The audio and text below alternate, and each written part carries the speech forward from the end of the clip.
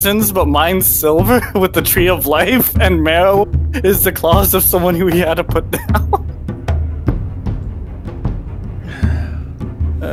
Well, mine has the ashes of someone who had to be put down. Marrow is only half lycanthrope.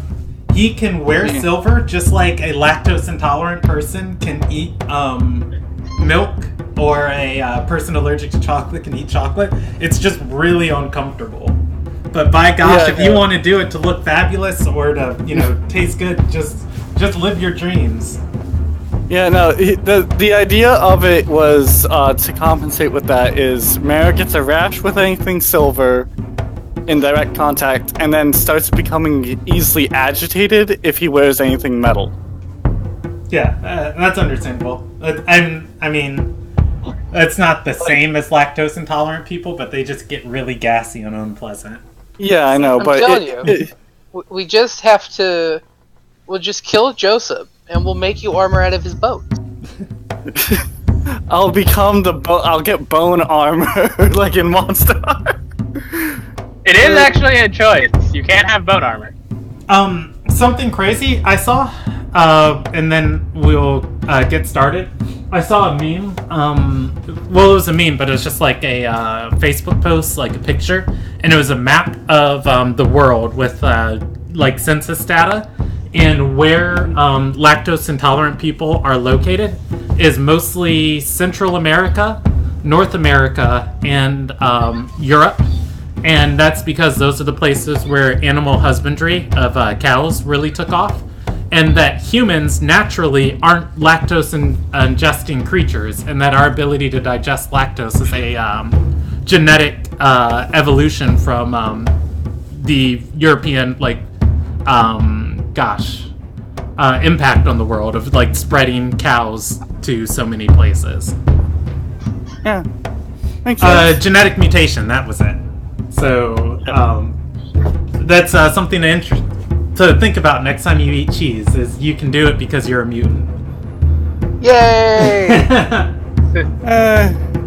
It's like a superpower. It's like a superpower. I ordered pizza. This is a supremacy over my genetic ancestry.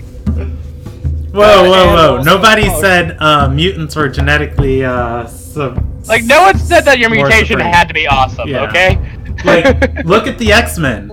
They have all these amazing superpowers, and mutants always die all the time forever and eternally into the Marvel future. They never thrive as a race. Example being Jen Genie, who died from... whose quite literal power was she could cause earthquakes. Yeah. They suffer from blood alcohol level. I mean, I think of magic, she can beat the Sorcerer Supreme, she's got a soul sword, she can rip open dimensions to hell, and it's how can you, go down to people with, guns and fear, how do you lose to humans? But they do it every single issue of X-Men, well, every single runoff of X-Men. At some point, the humans kill them. Ironically, Jin kind of killed herself in that one because she failed to A, save a boy band, and then B... Yes, the all-important boy band. Yeah, I was going to say, she deserved it at that point, then. No, yeah, she failed. No, she died trying to save it, but also, because she had... she abused her own teammates because of how drunk she would get.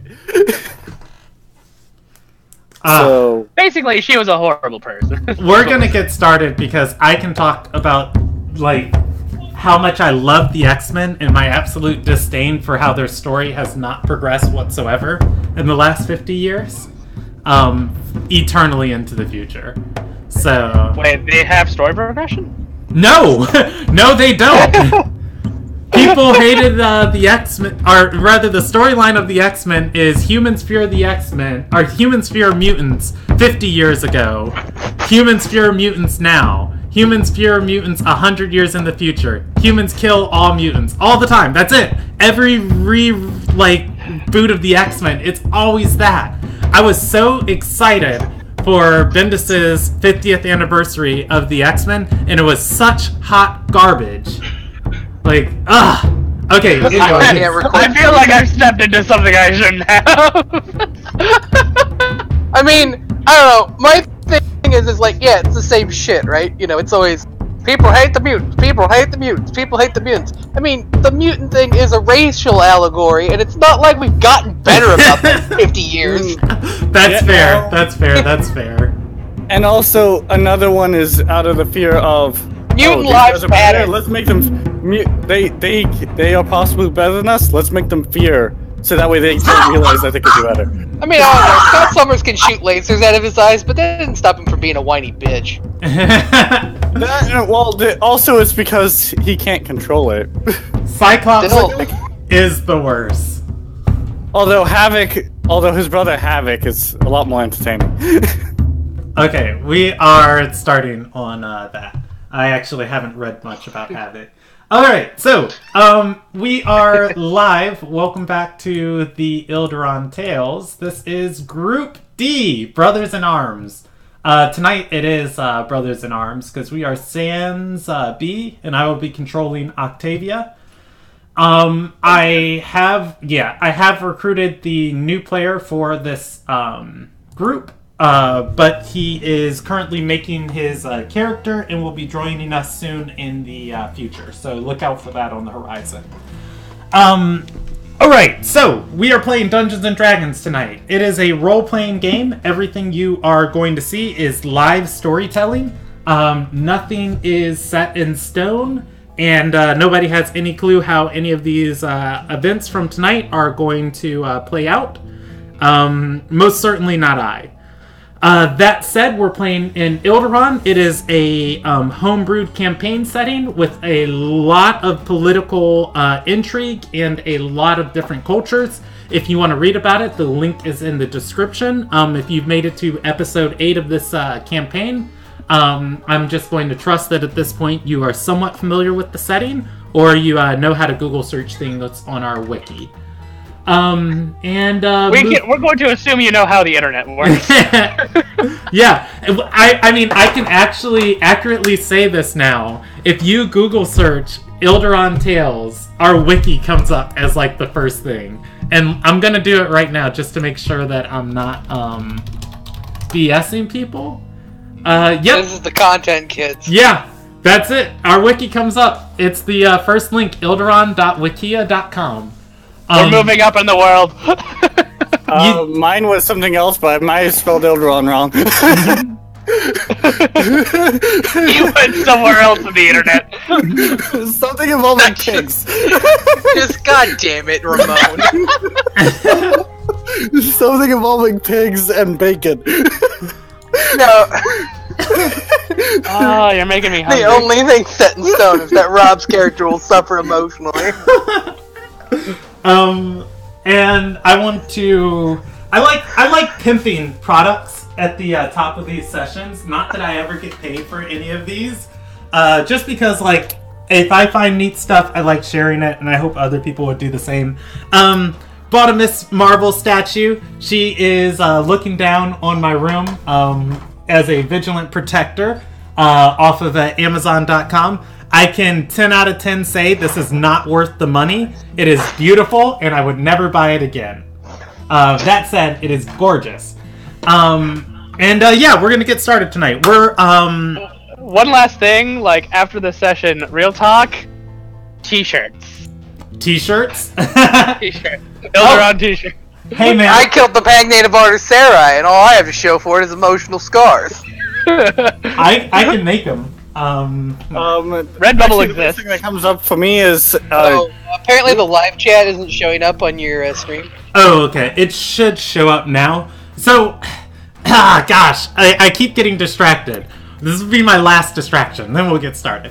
So, for some reason, there are 2 live chats, and one week one will work, and the next week the other will work. Like, there are 2 widgets that I have for it, and I want to only use one, but if I delete the other one week the next one stops working. So, since one wasn't working, I just disabled it and enabled the other one. Who knows? Alright, so we're gonna do our recap like we have been doing, the new way we do it. We're gonna go around in a circle from the character that's been a part of the group the longest to the newest character. Give a sentence about what your character did last session, And then what you're hoping to achieve. I like that. That's nice. I wish I could do that. I could do that, but that's all of my days for the year. So. Oh no, I get 2 weeks a year. So well, I get 2 weeks a year, but like, so I'm just saying, like, for me to do that, it would be the rest of my PTO. Ah. Because. No. Well, I already used quite a bit of it. No. I already used 1 week earlier in the year. The newest character. Hold on, actually, I'm gonna. My view right now. Son of a bitch, I'm jealous. Fuck off, JB. That is a beautiful. Nice. I wish I could do that. This is my. Okay, cool. We are live. Let me tell everybody to up. How's the dollar way against the New Zealand dollar? Refresh your pages. Oh my god, I love that. What's the cost of living? Which one? The one I just sent? The one you just sent. I'm actually saving that. That's hilarious. Alright. Okay. Okay, so now we are officially back live again. Okay. And we have, who knows if the campaign widgets or if the live chat widget's working, but it'll do whatever it feels like. It's working right now. I'll go work in England. That's what I'll go do. Alright, so Rob, you've had some life developments on us in the past 10 minutes. It's true. From recapping I've become an older man, to just, a wiser man. I've decided to toss America behind me and go work abroad. Yeah, I bet you worked at Broad. So, last session, I brutally and pettily murdered a dwarf. Like, it was done. And I made sure that he failed his death saving throws. That's where I was at in my life. Yeah, you did. And I did nothing to the giant bird. That guy just got to exist. That didn't stop it from trying to put a wall on top of me. But, yeah. And then afterwards, we did some light investigation. Discovered that there was the beginnings of a teleportation circle somewhere in the worst building in Ardor. And then we ran into Joseph. Man I don't know intimately well. But since part of this is to say what I'm going to do this session, it's to get to know his insides. You know, by making them outsides. I'm gonna kill him. I'm gonna kill him. Alright, so our next oldest member is going to be Wolf controlling Marrow. Yes, I would be the third if Octavia was here. Last session, at the top of the round, I taunted the dwarf that Father A killed really, really quickly. And quickly learned that he was burst. Shout out to Octavia. Shout out to Ryle. Yes. Shout out to both of them for helping with the burst, but I also learned that I can't get healed while I'm in my frog form. And I am playing as Marrow Esterai. Who previously had the shit beaten out of him. And also who had to heal himself because the cleric was too tired to actually remember to heal him. This session, my goal is to try my best not to die. As, depending on how this begins, I might be a big target. Again. Possibly. Alright, our next oldest member is going to be JV controlling Rael. Cool. So, last session's combat was about as difficult as Rael expected it, so he's pretty tough with himself in the party. He was quite quite excited to learn about more about what the party can do in combat, and particularly how stealthy Father A can be, so he's sort of aiming on some stealth missions. He's aware of getting that quest to give up those little items to all those folks, so he's thinking about ways to help with that. And he's also remembering the quest with Octavia's got that paper from Anadelia, and from his point of view, there's a squishy little wizard who shows up in front of them and who's about to get smashed. So he's focused on that. Okay, and then finally we have Jackal controlling Marrow. Not controlling Marrow, controlling Alma. Like, yeah. Alma Uhir! Mm-hmm. I was there! I didn't do much. I was there. That basically sums it up. I was there. I was gonna say physically there, but you weren't mentally there. I was, like, it was that last session, I was so out of it, I don't even remember what I had for, like... I was gonna say, if you want to control Marrow, you can, because at this point it's just like, dance for your healing spell, Marrow. Please, Alma! Please!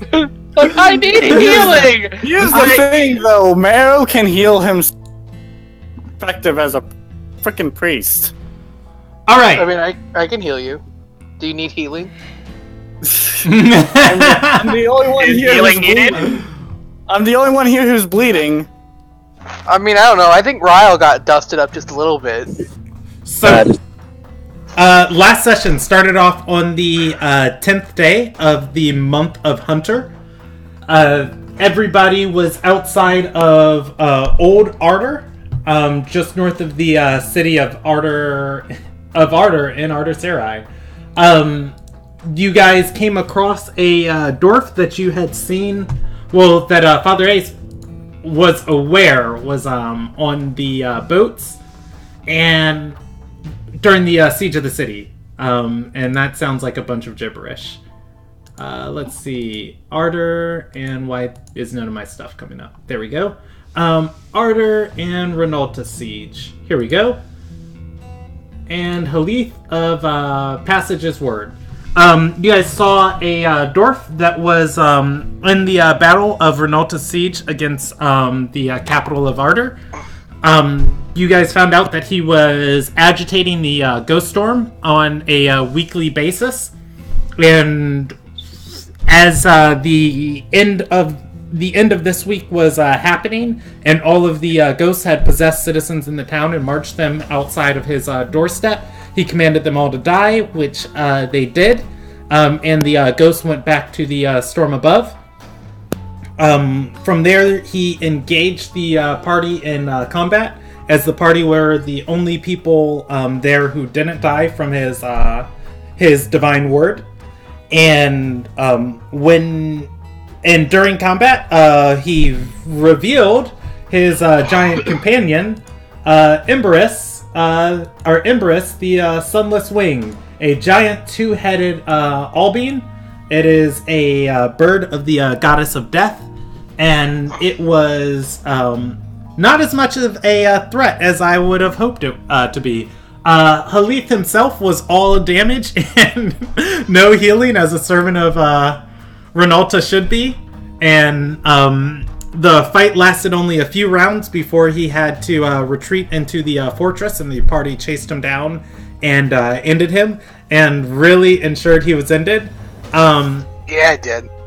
Emberus was then burned to death by Octavia and the party. And from there, you guys investigated the fortress that leads into the Riverside Mountains of Ardor, and found out that Halith had been staying in this fortress. You found his belongings. Out of those belongings, you found a prayer book. You found a lantern with a foot in it that was producing fire and light, and you found a cot, and underneath the cot was the makings of a teleportation circle that hasn't been properly inscribed yet. That said, just doing a little bit of investigating, you guys found out that whoever teleported on that circle was going to have to come back this day, as it had been teleported on within the last 24 hours, but it still needed to be refreshed again. And the party decided to stake out around the fortress as they were getting a game plan of who was staking out where. A figure started approaching the fortress, and the vampire lord, Joseph Frith, walked in the door. He saw, he noticed specifically Marrow on the ground, and that is where we are going to pick up. Alright. So let's go to Group D's Battle Grid. It gets used once a campaign. So, I also do want to note something that Rob brought up earlier, just on a passing comment. This fortress has never failed, so far in the campaign, to be introduced as a location, and then the immediate next session, a player dies here. Or dies from it. Hey, I didn't die the last time I was here. Yeah, you didn't die. Close. You didn't die, but your immediate next session, Celebris did. Oh, yeah. Oh, God. Marrow rip. Destiny not in your favor. Yeah, with my computer also deciding that its mouse doesn't want to move files to the different parts of my screen. It's not Destiny, it's precedent. Is it Destiny to say precedent, though? Alright, so, we had... I thought we had this, I'm sorry, I thought we had this drawn out. Did I delete? Okay, let's see. Do we have grid paper?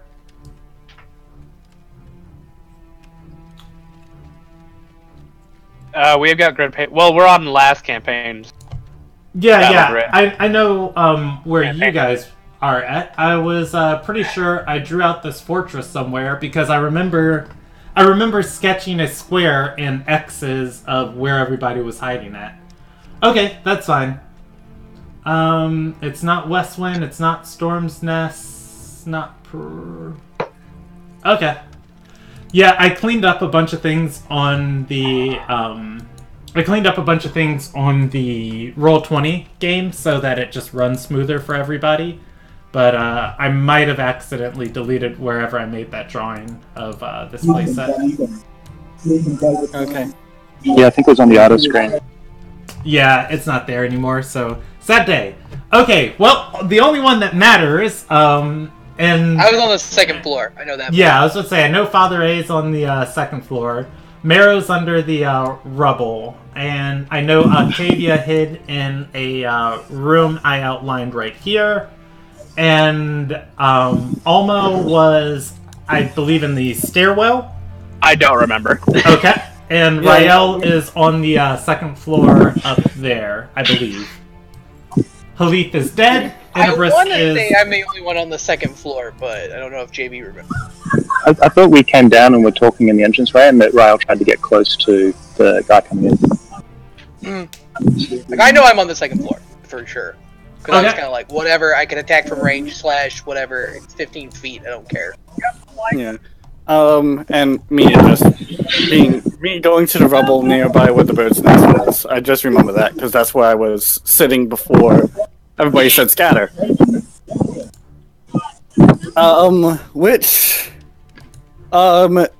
Does Joseph say anything to my character, or is he just Yeah, looking at him? we're about to handle that now. You just give me un secondo. Okay. Just doing some things for myself. Okay. I just dragged a Joseph onto the battle grid, and he just completely disappeared, so I was looking for him. Alright, so, Joseph has walked in. He has turned at Marrow's, in Marrow's direction. Following the trail of blood Marrow has left on the floor. He looks... Not my fault that I'm bleeding. He looks to the dwarf on the floor, or the dwarf's body, then to Marrow, and says... And he's gonna say... I can't say I like how this situation's developed. Come out here now and face your end with honor. Meo's gonna growl and kind of get himself up under rocks, stating, "At least I have it. Your lackey there, if he was affiliated with you, didn't face his end with much honor." I am going to take this moment to hop down. Off of the second floor? Yeah, that's 15 feet, right? Yes, and you're not making any stealth about it? No. Okay. Mero, give me a DC 17 Wisdom saving throw as you guys make eye contact. And Father A leaps into the open, catching Joseph's attention. Alright, why would you do this to me, roll 20? I never want that, ever. I don't want that either. It's gonna be the first one. You did not have advantage on it. Okay. Oh, yeah. Sorry, I'll roll that normally then, because I had a disadvantage on it. No, the 11's fine. I'm just gonna take the first roll. I mean, it was the first roll. So. Yeah. Alright, so, you are charmed.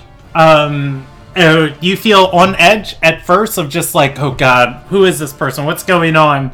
And then you think, oh, he's friendly. Yeah, I should help this guy out. Yeah, he's not going to do anything wrong. You are... Oh, no.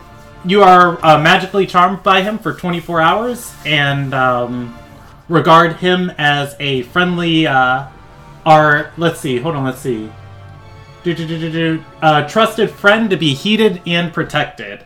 Okay, so Father A jumps down, catching his attention.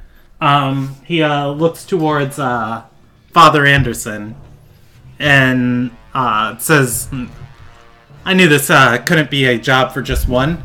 He looks towards Mero and says, what happened here? I killed your dwarf friend.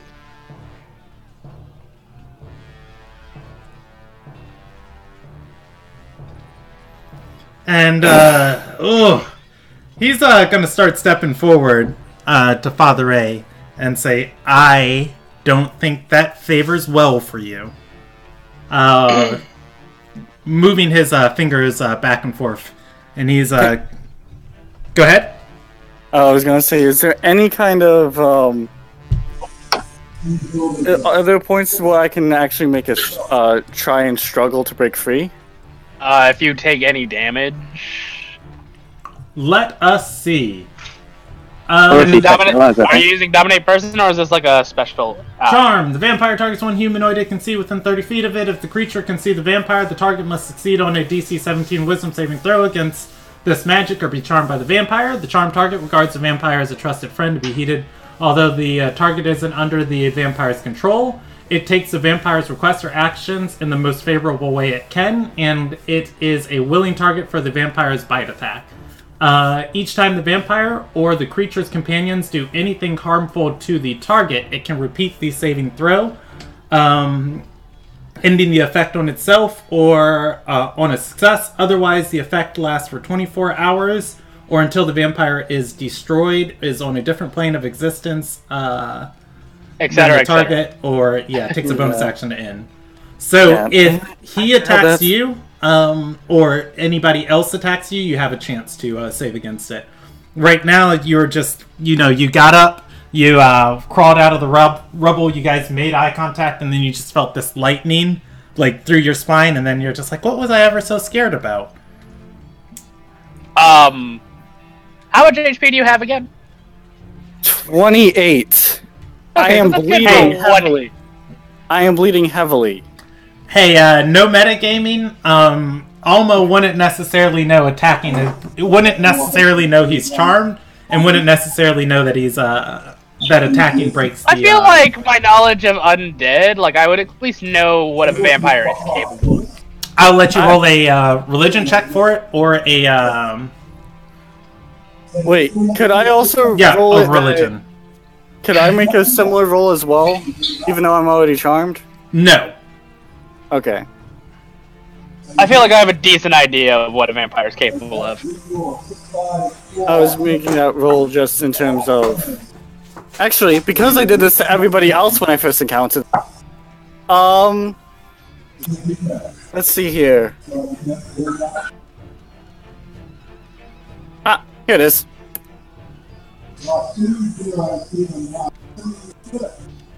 Because anytime he considers someone a friend, he sniffs them. So.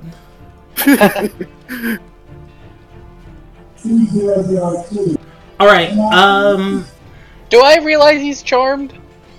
Probably not. Yeah, so far, Marrow... He hasn't done anything to indicate that he's charmed. Marrow Besides has just the stood fact up. Just stood up and started trying to smell Joseph for any weaknesses. Alright, Like he did with you guys when you guys first encountered him. You This are is like going the to know... one time where your paranoia might save you.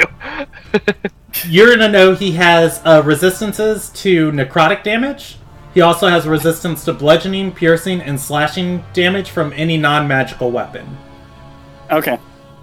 Um... Does he have any silver on him? Again, Marrow just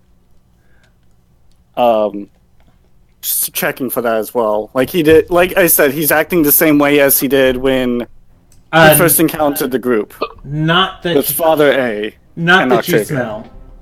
Okay.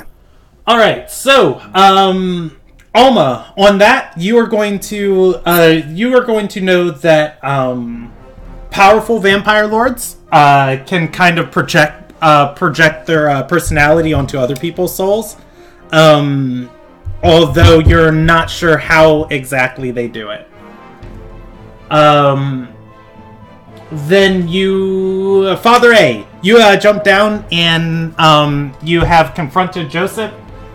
He said, I felt like that is not going to be wise for you. Did you say anything else? Oh, no, because that's when they started asking questions. Okay. Rai wants to activate his blade song. And why is that? Vampire? I simply did my nation justice. I have an Wouldn't you do the idea of same? what to do.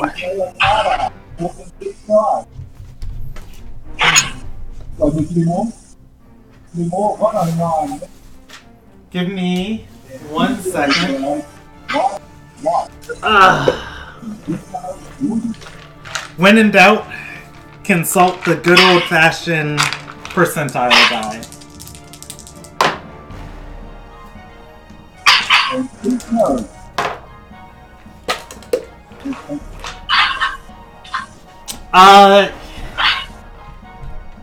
He is... He's, gonna say, that reasoning's not good enough for me. But I think you'll make, good throws to replace him. And, roll initiative. Oh, boy. I didn't think we'd be able to talk our way out of it, but I was kind of hoping. Okay, wait, before you guys, click on it. roll initiative, let's, Oh, Oh, hey, that's look, so you good. guys, were the last group to do, combat. I would like to roll a new initiative, because I remember my initiative from last time. It was crap. click your character, and then, roll your initiative. Why? I already rolled. Would you just like me to re-roll because it fucked up? Or Add it, well, no, I'll just add everybody, just give me a second. Oh, bam. oh yeah, baby! You go before me. Okay. Oh yeah, no, I go before you. I maybe go before him. I will probably be the last one to show up again. I know you go before me, which... Oh, boy. Did she roll? No. It Wait, rolled, who? but for some reason... Oh, there it is, it was just lagging. Octavia. It was... Alright, there's Octavia. Do you need me to roll Rael's? Oh, No, I got it in there. I have to get my... 21. Alright.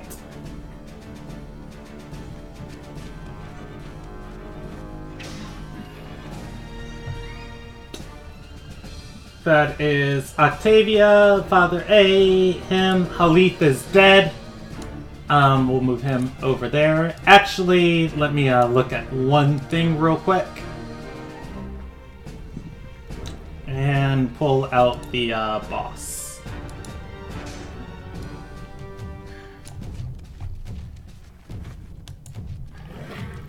One minute cast time. No, thank you. No, he should do that.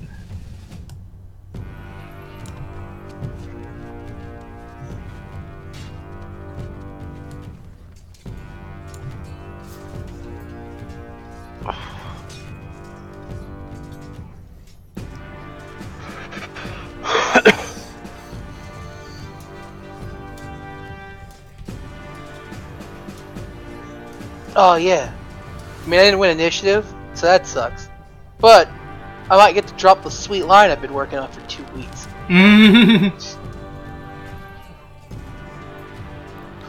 Alright. You still have to add me. I rolled a 15. Okay. Add turn. So, what did Father A roll? 15 also? Yes. Okay. 15. Almo rolled a 9. Moving on up in the world. Yeah, one whole thing. Marrow rolled a 15, and I think the boss rolled a 15 too. Yeah. So Octavia starts off again. Oh, No, boy. Riley got 21. Oh, he got 21? I didn't see the 21. Yeah, it's just the He didn't get D20 roll. he just rolled it. Also, I rank higher than Marrow. Yeah, you do. 21. Descending. Alright. I don't know if I rank higher than Joseph. You don't. I assume I do. No, you don't. Probably. Yeah, I mean, I don't see this man as being a really high dex character. You've got 4 in initiative. He has got 4 in initiative. He's got 4 in initiative too. What's your dex modifier? Is it 4? Yes. Okay, his is also 4. So roll a flat d20, and he will roll against you. Nope. All right. Octavia at a 19. Okay, cool. That is everybody's combat. And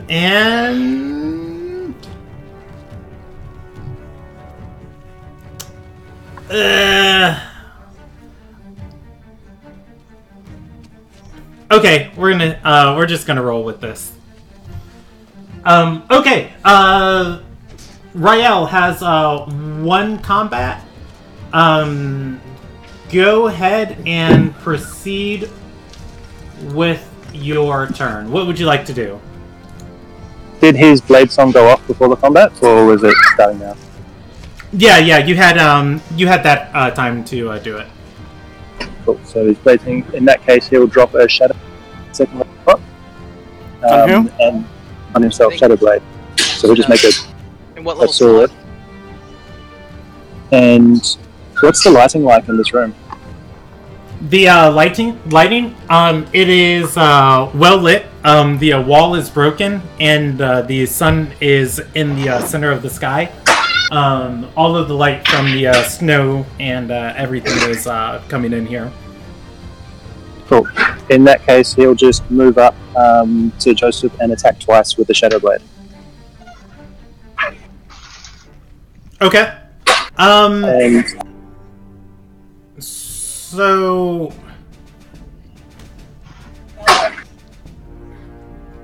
I have a question for you. yes. You use Portent before as a wizard ability, Correct. and I believe Blade Singer is also a different wizard subclass. Oh, it's a wizard arcane scroll. It's an arcane what? An arcane. Is it called arcane scrolls for wizards? Yeah, tradition. Yeah, arcane tradition. So both Diviner and Blade Singer are traditions. Yep. Whereas you only get 1 tradition as a wizard. Don't you choose one at second, one at 6th, one at 10th? I don't believe so, but I'm double checking real quick for you. Yeah, I was pretty sure that you chose a tradition at each one. Otherwise, he's spelled completely wrong. Yeah, let's see. When you reach 2nd level, you choose an arcane tradition, choosing abjuration, conjuration, enchantment, evocation, illusion, necromancy, and transmutation. So you get those, but at 6 and everything like that, you get more features from your tradition. You don't. You get the same tradition all the way down.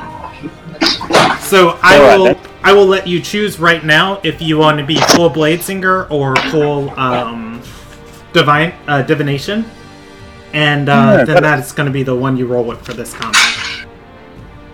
Yeah, just Bladesinger. Yeah, just go Bladesinger. I wasn't aware of that. Okay, that is okay. I didn't check over everybody's characters as in depth as I normally do, so I will take the fault on that one. All right. Okay, so you move forward and you attack them twice. Roll me 2 attack rolls. Okay, so that's gonna be. I think it's a D20 plus 7. I've only got the iPad out there, so it's gonna be.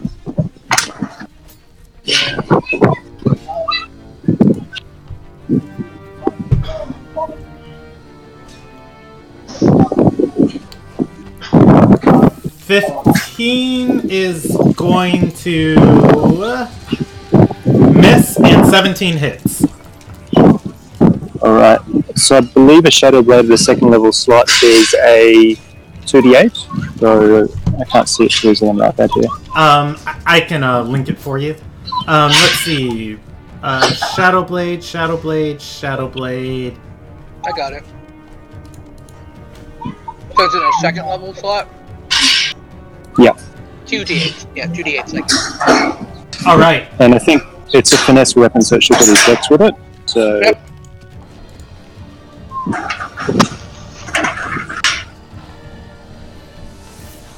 Alright, he is going to take 14 psychic damage. That is the first damage he has taken this combat. Cool. And then Raya will move around behind him, between him and the door, if that's possible, and he's turned there. Okay.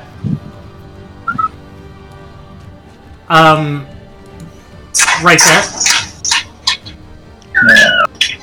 I can't actually see the screen except for YouTube with a bit of delay, so... Okay.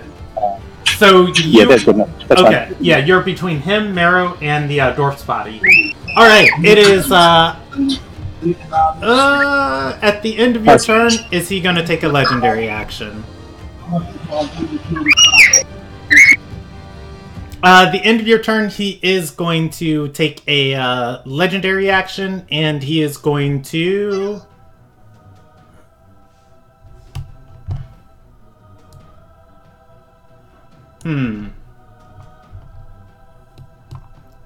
He's going to move towards Father Anderson.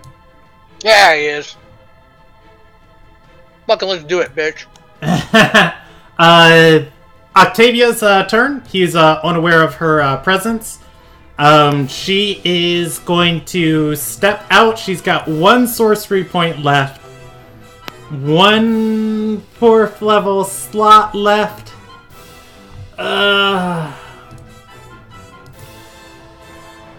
See invisibility, scorching ray.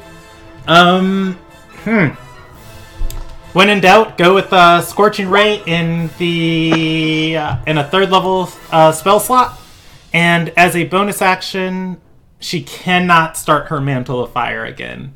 Sad day. Okay. How long does that last? A minute? Yep, it would have worn off. Okay, so she casts Scorching Ray in a 3rd level spell slot. The first ray is going to miss. The second ray is also going to miss. I'm going to roll her a percentage failure die on each of those. Failing on 25% or less. She did not.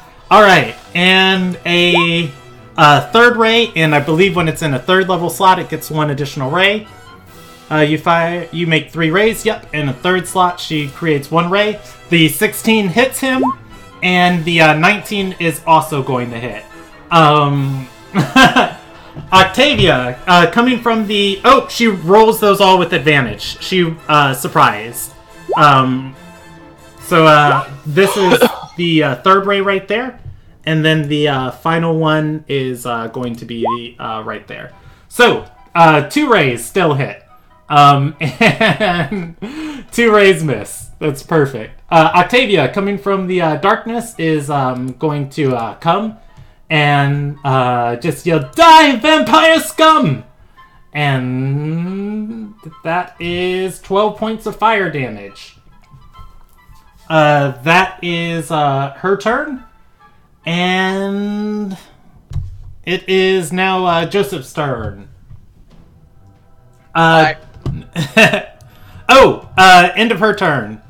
Joseph is going to use a legendary action. Yeah, he is. And he is going to make an unarmed strike at He's gonna make an unarmed strike at Father Anderson. And he's going to choose to grapple you. And you have on your turn you can escape for on an 18, and it is his turn. On his turn, he is going to bite you. Let's see. That's gonna miss. Yeah. If he has advantage, he's still miss. Okay.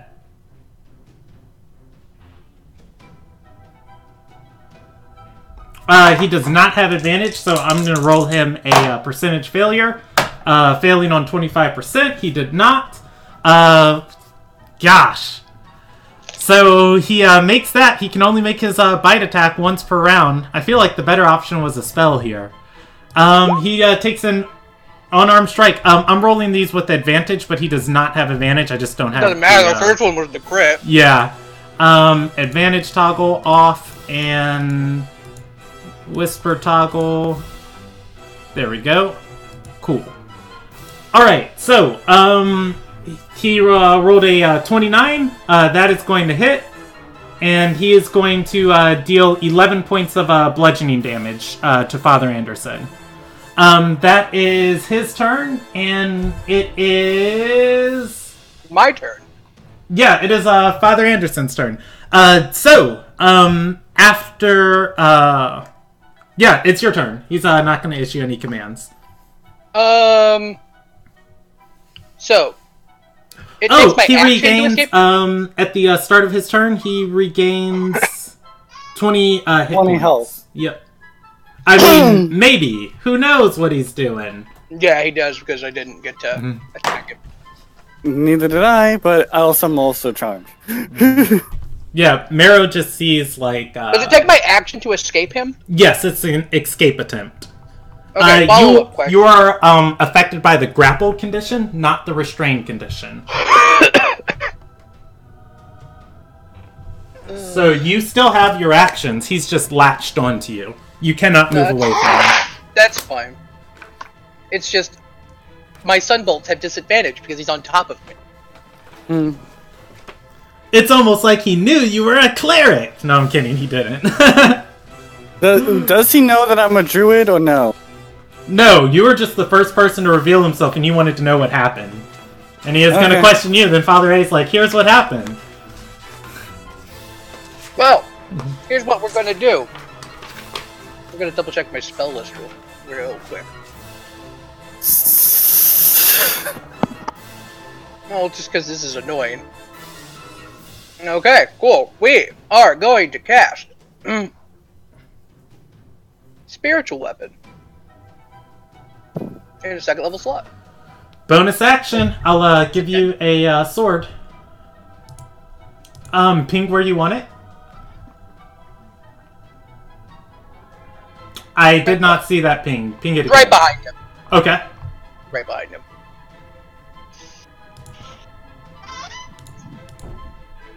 Alright, a scythe of the goddess appears. And we'll just drag this right here. How wonky. Okay. Go ahead and make me an attack roll. It uses your spell attack bonus. So it uses my wisdom mod on that? Yes. You do.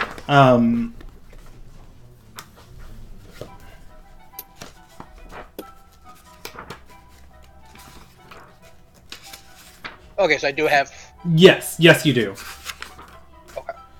So plus my proficiency plus my modifier. Or? Yes. The spiritual weapon. Bloop, bloop, bloop, Oh, okay. bloop, So bloop, bloop. you can double check. I don't know for sure. Yeah. It uses your create as a bonus action on your turn. Okay, wait. Here it goes. When you cast a spell, you can make a melee spell attack against a creature within 5 feet of the weapon. On hit, the target takes force damage equal to 1d8 plus your spellcasting ability modifier. So it's a melee spell attack, so it's your wisdom plus your proficiency bonus. Oh, okay. So yeah, so that would be a d20 plus 8. Yes. Because my proficiency bonus is a 4 and my wisdom That is hits. Roll L damage Aroni. It is 1d8 plus your spellcasting modifier. takes 9 force damage. Alright, you still have your action if you'd like Oh to yeah, use I'm it. stabbing him twice with my dagger because I don't want to roll fucking advantage. You could use your action to break the grapple. And he's dumb enough to get into melee range with a monk. I'm going to teach him what's up. Alright, roll the attack roll. Stunning strike. Where's my dagger? Dripping venom. That's a bit of a miss. That misses, and That the hits. 19 hits. Roll damage. He takes 7 piercing and 8 poison, and I will, in fact, burn a key point to stunning strike him. I wonder if I should just go through the legendary resistances now. I mean, if you roll anything like Halif did, yeah, you should. He rolls a Constitution save. That was not with advantage. He rolls an 8. He fails. He burns Yeah, his he legendary failed. resistance. I'm still on a roll, baby. Legendary resistance burn. Yeah. All I right. have yet to fail a stunning strike. All right. He goes and grapples you, and Father A is like, "This is exactly where I want to be." The end of Father A's turn. He's gonna make a bite action. Take a legendary action and make a bite attack. That one's gonna hit. He deals 15 points of piercing damage and reduces your HP, or 10 points of piercing, 5 points of necrotic, and reduces your HP by 5. Alright, and he regains 5 HP. Alright, so, that is his turn, Father Anderson's turn. It is Merrow's turn. Merrow is charmed. You see your master being attacked by Father Anderson, which, like, why are they even fighting? You can choose to defend him, or you can choose to attack the people attacking your master. The choice is yours. You can hold your action and take the dodge action if you want. What I'm going to do is Merrow's just going to mutter under his breath, thinking that because he's charmed, and because he doesn't think that it's an actual threat right now, he's going to mutter under his breath, praying to what he calls the spirits of nature, to guide him through this as he heals himself with Healing Touch. Okay, go for it. You guys thought Merrow would be the one to die tonight. Surprise, he's going to be the only one that lives. I'm going to be casting it in a level 1 slot. Okay. You heal 11 HP. It is almost turn. Yes, it is almost turn. Yay! So I walk into the room and I just see this clusterfuck. Yeah. It's not even much of that. You see Father A and this vampire grappled when I do that, I slowly stop bleeding. Okay. You are no longer bloodied.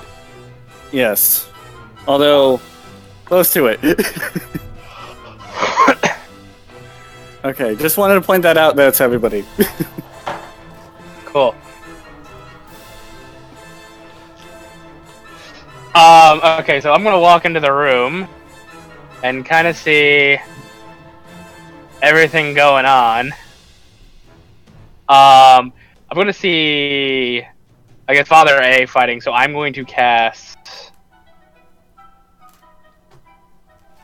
What was the name of that spell again? I knew what I was going to do, and I forgot the name Shield of the spell. of Fate.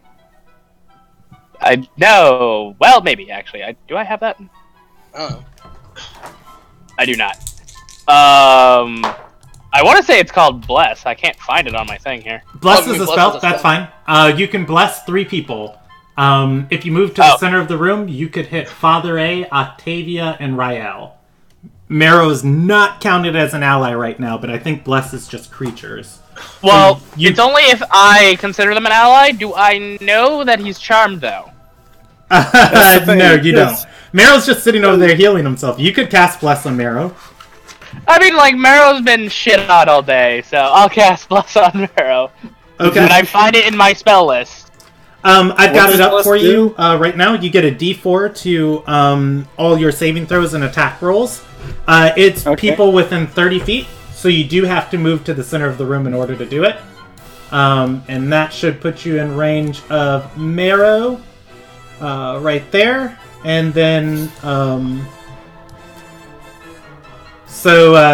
you could hit, if you're casting in a first level spell, you only get 3 creatures. Yeah, I'm only casting stuff for first. Okay, so which 3 are you picking? Father A, Octavia, and Marrow. Okay. Alright, those 3 are blessed. You guys can add a d4 to your rolls for a concentration of up to 1 minute. You still have a bonus action if you can do anything with it. I'm looking at that. Let's see here. That's an action. That's an action. That's a reaction.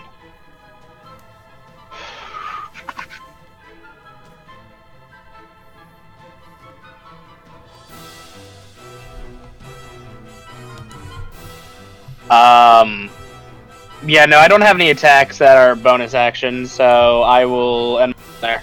Alrighty. Top of the round. It is Rael's turn.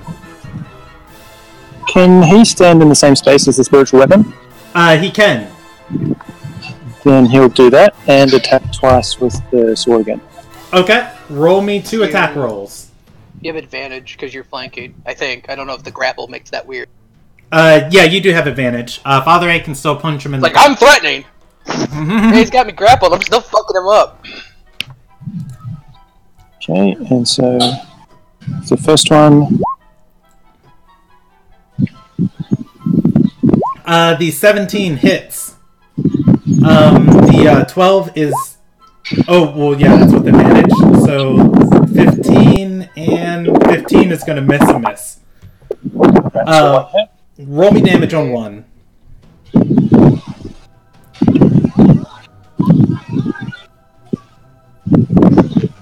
Just messing with this iPad.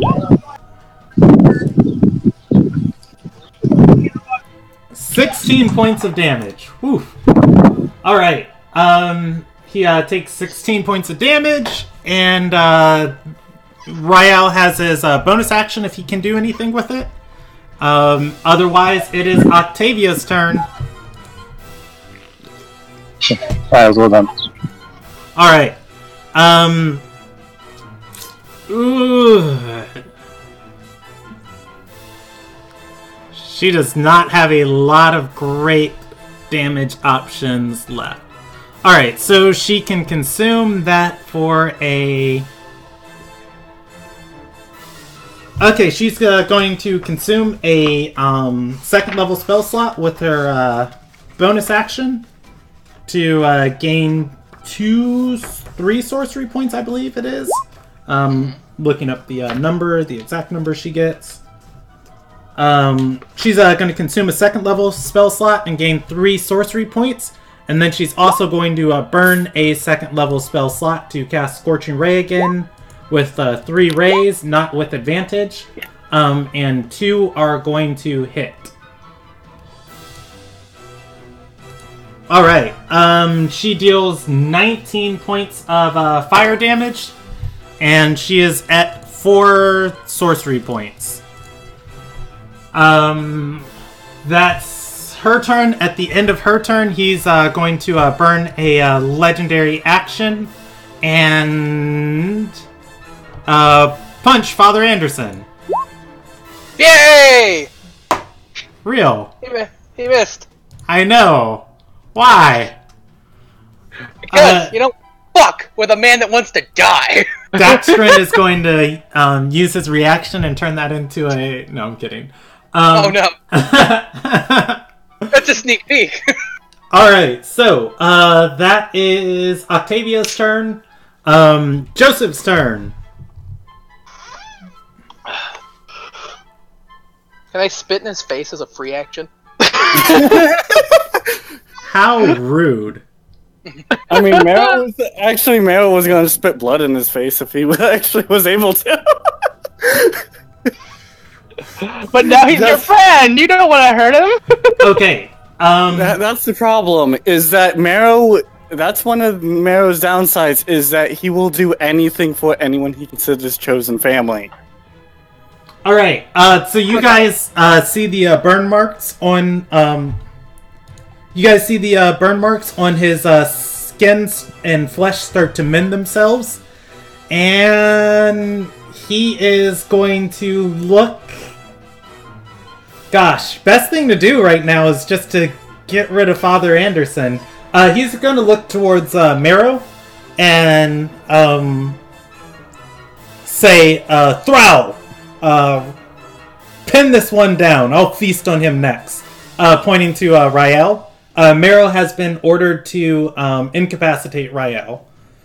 You said pin him down, right? Yep, you can do it however you want. You can knock him unconscious, Okay. You can grapple him, or Cast Okay then. Moonbeam. Cast Moonbeam is what Oh, it's just like and he is going to geez, how awfully convenient. he is going to take and make another bite attack at Father Anderson. It touches. Ooh, I was holding my breath. And he is I didn't declare the target, but that was going to be at Rael, but it's fine. That's going to go to Father A. Alright, that is going to miss, or hit and miss, and he deals 21 points of damage. He reduces your health by 11. It's rough. Alright. here's the problem: is Marrow? Well, again, Do we define bloody by your original maximum, or your? Well, you can define it as both. Where you would be bleeding at, you'd look horrifically dampened. I'm bloody relative to how this started, not where we're at. Yeah. Although your wounds might not be oozing out. Well, blood like, it's 'cause not you're your sucking them blood, up. though. Yeah. Max. Alright.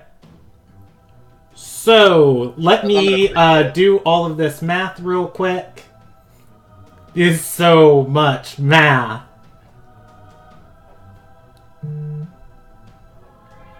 Alright. I'm bloody relative to where this fight started. Yeah. Wait, I'm not at half of my new hit also, point. does everybody else hear that he just called Marrow? Yeah, I'm well aware Yeah, now. no, I heard that. Okay. So, all of us is like, shit. Alright, he looks like he's barely taken any damage. That doesn't surprise me. That is his turn. It's Father Anderson's turn. Cool. So I have what's called is flanking. Sunbolts with disadvantage? Sunbolts with normal. They are range attacks. They don't benefit from flanking. Oh So, my god! Yeah, you would just... I just want... You need to have a special feat in order to do that. Yeah. Need a You can Sunbolt, but they would just be at disadvantage, because you don't get the benefit of advantage. You could punch him. It's just... Whatever, I have advantage. It's like, fuck you, I have advantage. Fine. Alright, 20 is going to hit, and 17 is also going to hit. Roll damage. I don't have this... Oh. I should have fucking rolled with disadvantage. God damn. Anyway. That, we're burning the key point. Alright, he rolls another Constitution save. What's he gotta beat? Alright, let's go! Let's go! So he takes 15 points of Takes 31. damage. Takes 31 points of damage, okay. And then... All this math. And then what do I want to do? But isn't math great? Alexa, what is 14 plus 12 plus 6 plus 9 plus 16 plus 9 plus 10 plus 14 plus 1 plus 31? I gotta look up something 14 real plus quick. 12 plus 6 plus 9 plus 16 plus 9 plus 10 plus 14 plus 1 plus 31 is 122. Alright, he's taken 122 points of damage that you guys know about. Yeah! It is... No, it's still my turn. I'm just debating something. Okay. Marrow on deck. We are going to hit him with the spiritual weapon. Okay. Roll me an attack roll. That is going to miss. Alright. That is Father Anderson's turn. It is Marrow's turn. You've been instructed to help your master. Oh boy. Get rid of that pesky wizard. Which I'm really.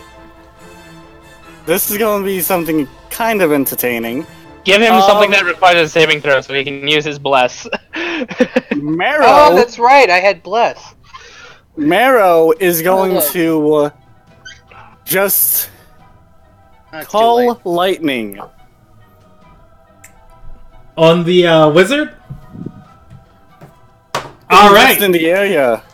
Call lightning in the you pick a area. target. Yeah, you I pick a target? you pick Oh, a never target mind each then. round. So go ahead and call actually- lightning. No, wait. I don't do that then, because I. Wait, question. Can you call lightning inside? This yes. this room is high enough to. We discussed it last session. Okay. There's also I'm a going ghost to- storm overhead. Outside, you benefit from it, but not in here. Yeah, sadly. Actually, I'll just use flaming spear. Okay, on the wizard square. Moonbeam. All right. I Give guess me he made me a feel better. dexterity save on for Rael. And it's in between Rael and him, because he's trying to hit as many people away from him as possible. But yeah, flame spear. Yeah. Okay. Let's see. What? Actually, don't give me that save for Rael yet. You roll it at the end of your turn, I think. Square of your choice. Any creature that ends its turn with them must make a dexterity. The creature takes 2d6. You can move if you ram the spear into a creature. The creature must make a saving throw for the spear's damage. When the spear stops moving this turn, can move and direct it. Okay, cool. So you put it between Rael and Joseph. Yes. On either of their turns, they'll have to either move away from it or roll against its damage. Or roll against its save. I will indicate that with a red circle. Yes. I was going to draw the red circle myself, but I can't. That's fine. Alright. So just go back in range. Is that a call lightning between Joseph and Lyle? No, Flaming that is spear. a red. That is a flaming spear. It's just normal flaming spear. Yeah. I actually can't move it because all the things in that square. But yeah, I'll handle it on as it becomes relevant. That is Marrow's turn. It is end of Marrow's turn. He takes a legendary action, and he is going to keep chomping this cleric. 17 He is misses. gonna miss. He needs advantage. Maybe he should instruct his stupid thrall to get Wait, something. was that a legendary action? Or? That was his Yeah. legendary. That takes 2 of his legendary actions. Okay, I was alright. about to say. I was saying like I haven't gone yet. if Yeah, was- that is almost. It is almost turn. All right. Okay. I'm wondering if the better decision is 3 melee attacks. You know, with these Needs more weapons and chances. attacks, yeah. Alright, so with that, I am now going to cast Bane on him at 2nd level because I'm out of 1st level tiers. Okay. That's a wisdom save? Or Oh, no, it's Bane... something- Yeah, I don't think Bane, he saves... I don't think he saves against it at all. Up to Wait, 3 he creatures. does. Up to 3 creatures must make a wisdom saving throw whenever the target... okay. That is concentration also. That is going to injure Bless. If you choose to do that.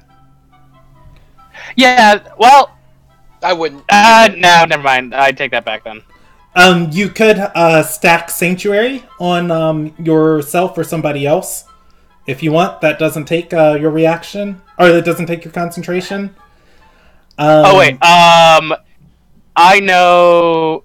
Yeah, One second, everybody I now have to, knows I have to that make I'm- sure this spell Sanctuary is would be a- dope. You could give it to me. Everybody now knows that I am could. not all, by the way. Yeah, I know. I do have an idea for that. I just need to make sure it's not a concentration. It is not. Okay, I'm going to go up to Marrow within melee range. Put a hand on his shoulder and just go take a nap, friend. And I'm going to cast Feign Death. What does that do? You touch a willing creature and put it in a catalytic It takes an state. hour. Yeah, that takes No, it lasts for an hour. Casting time.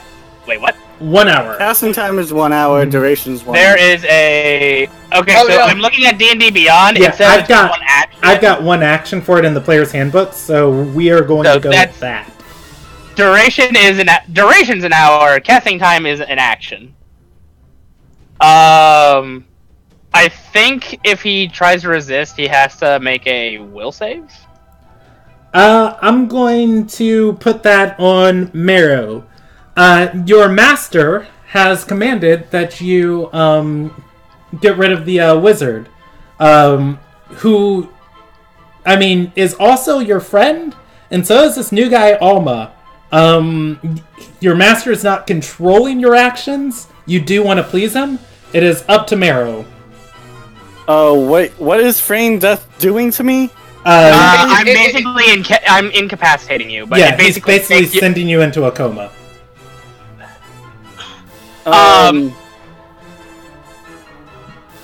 Marrow is wanting to meditate. so maybe he'll do it.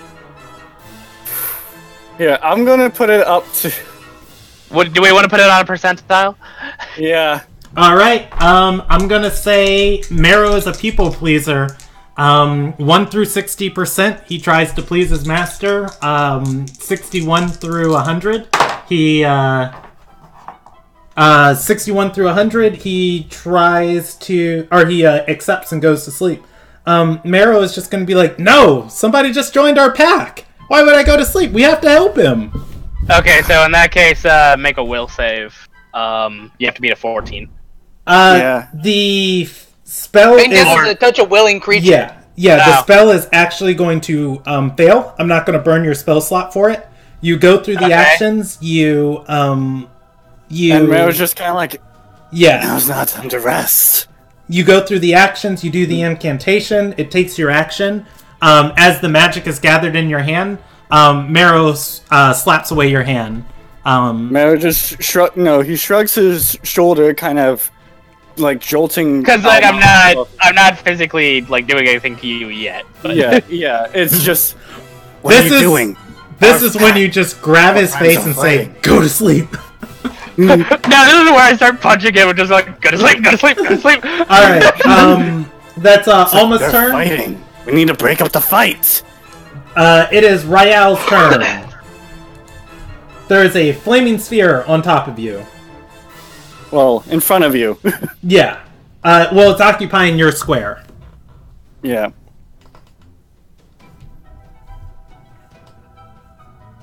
JV?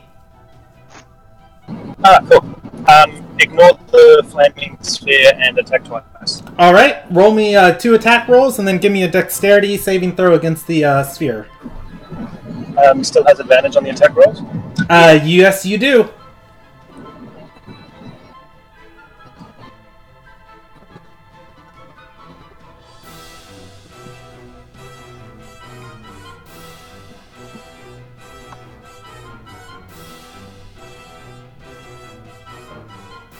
I've never gotten that message before.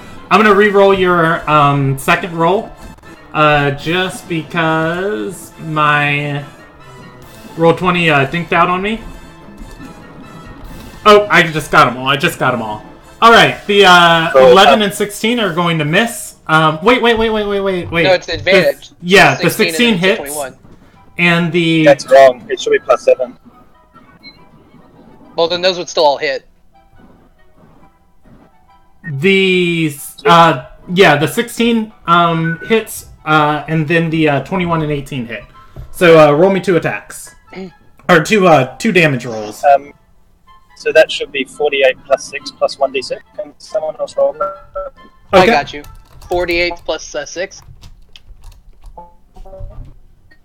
Yes, I believe that is what he said. Right. I'm so sorry. That's 18 points of damage, and I'm not even going to bother adding that up right now because that. And +1d6. Sneak attack 1d6, Rob, if you want to roll it. Mean. All right, that's Rael's turn, and it is Octavia's turn. All right, +4. Cool. Oh, yeah. I'm gonna roll Rael a saving throw against the flaming sphere, and Meryl, go ahead and roll damage on your flaming sphere. And Octavia, what's his name? the damage on flaming sphere should be. I'm scrolling up to see it. It is going to be 2d6 of fire damage. Okay. Alright, and Octavia is You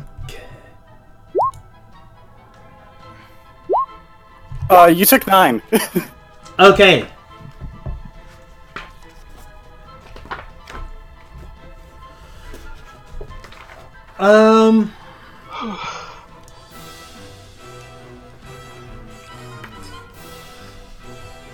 I don't think she has enough spell slots. I don't think she has enough spells to consume to get a 5th level spell. Oh, she can! She just needs to eat one more. She's gonna eat her last 2nd level spell slot.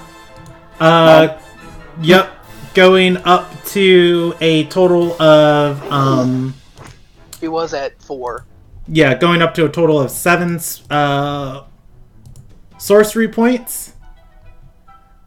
And she is out of 2nd level spells, and she will have to create a spell with it next turn, and she does not have a good 1st level spell options. She's gonna shoot a chaos bolt at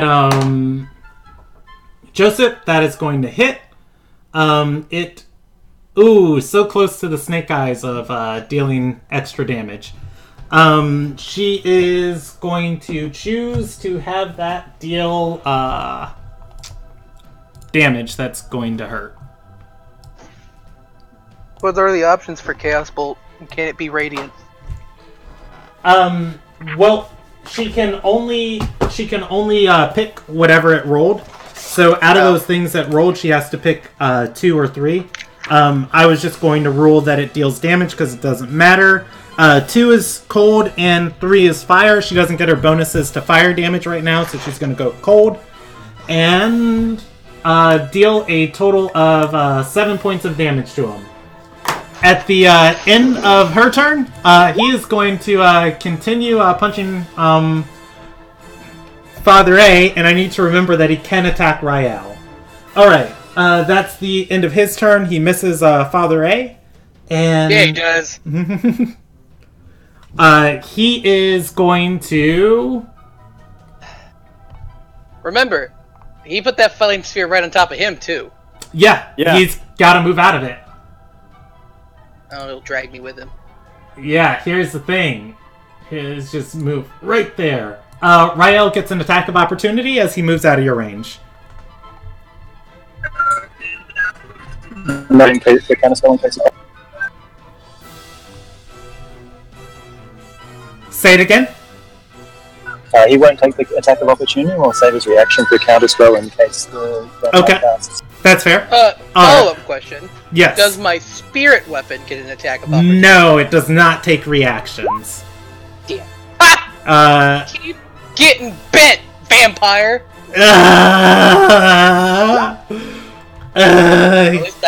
Alright, he's just gonna bludgeon you to death, I guess. That's the game plan.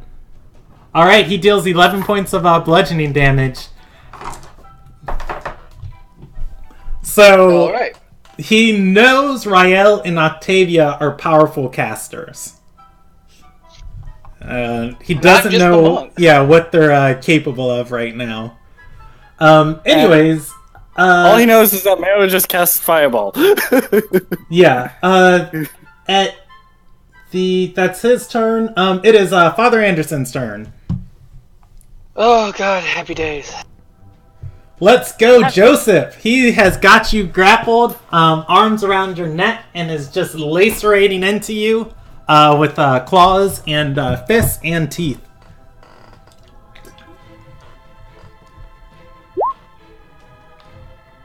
Gonna cast Healing Word in the second level slot. Alright, you can regain 6 HP. To undo some of the damage that I keep getting. Oh, yeah, speaking of undealt damage. Yeah. Yeah, we know you're 20 health.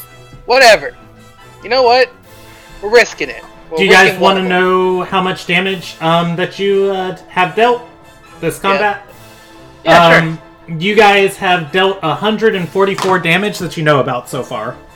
Okay, so... he is not bloodied. Never mind, that's gonna miss, and then I'm just gonna go ahead and stab him. Well, that's gonna miss, and like it's with disadvantage. So. Before you go on to your next action, I will remind you have the option to choose to use Bless if you want to. That's what I just realized. I have the option, so I'm gonna actually finish rolling the disadvantage, because if it ends up being the 13, that matters. Yeah. Yeah, okay, so it's the 13, so it matters. It matters! I don't want you to use the Bless, but you have the option to. Alright, that hits. You also have the option to choose not to Stunning Strike. I can't Stunning Strike anyway. Oh, never mind! Ha! Yak! Alright, so that deals 7 points of radiant damage. Oh no! That deals 7 points of radiant damage. Yes! No, you can't use Bless. I lied to you. I believe I can mix it up. I don't believe I have to use both of my attacks to do the bolt. You are correct. They can substitute... When you take the attack action, you can substitute one of your attacks. So then the other one will be a dagger. So 1 bolt, 1 dagger. What are you talking about? You get no more attacks, Rob! You get no more attacks!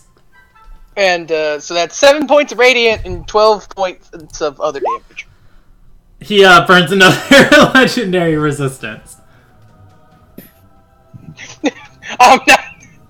Okay, I wasn't going to Stunning Strike. Oh, okay. Oh, never mind. He does not burn it. I just saw the Constitution save on there.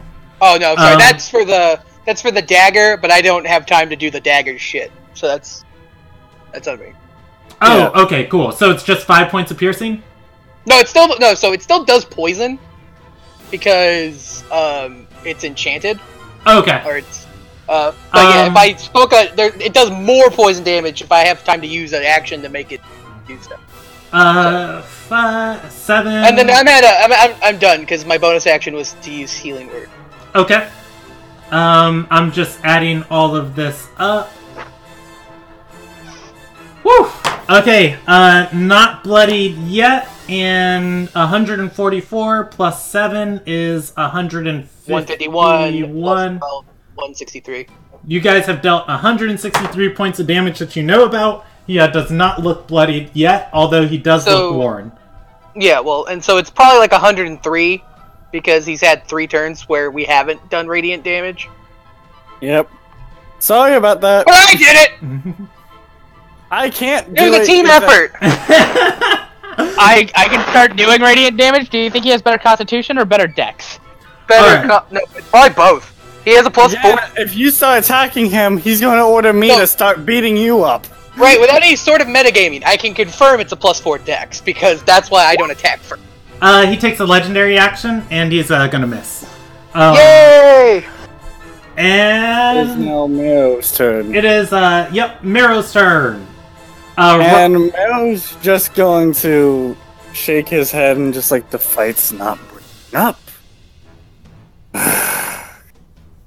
And he's just going to go just yell, separate. I cannot yell that loudly or else I'm going to get in big trouble right now. Mm-hmm. And he's going to do...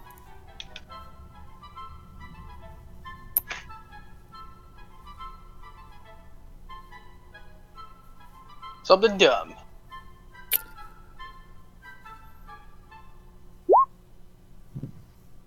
If you decide to drop Moonbeam now on me, I hate you.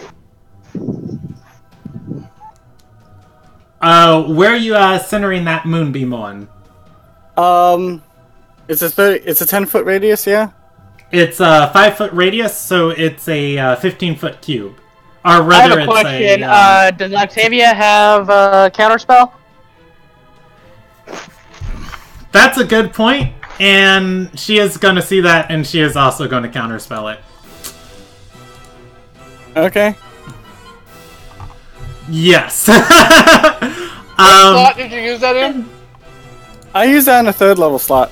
Okay, then we don't have to roll. She is going to see it, curse, and say, Meadow! Counterspelling it. That is, if she can. Ooh, just barely. Okay. Also, because he did that, that also gets rid of the flame spear, by the way. Does the act of trying to cast do that? No. The active cast does not. If it's only if it's another. No, I mean it would be a con spell. Like had he succeeded, flame sphere would be gone. Yeah. I don't know if the act of trying to concentrate. Yeah, because it's a concentration spell. Yeah. Spell will disappear. I'll delete the flame orb later, because I've got to sort through the 3 things that are on that space. Alright, that's Mero's turn. It is... Die! Why won't you die? Die! I'm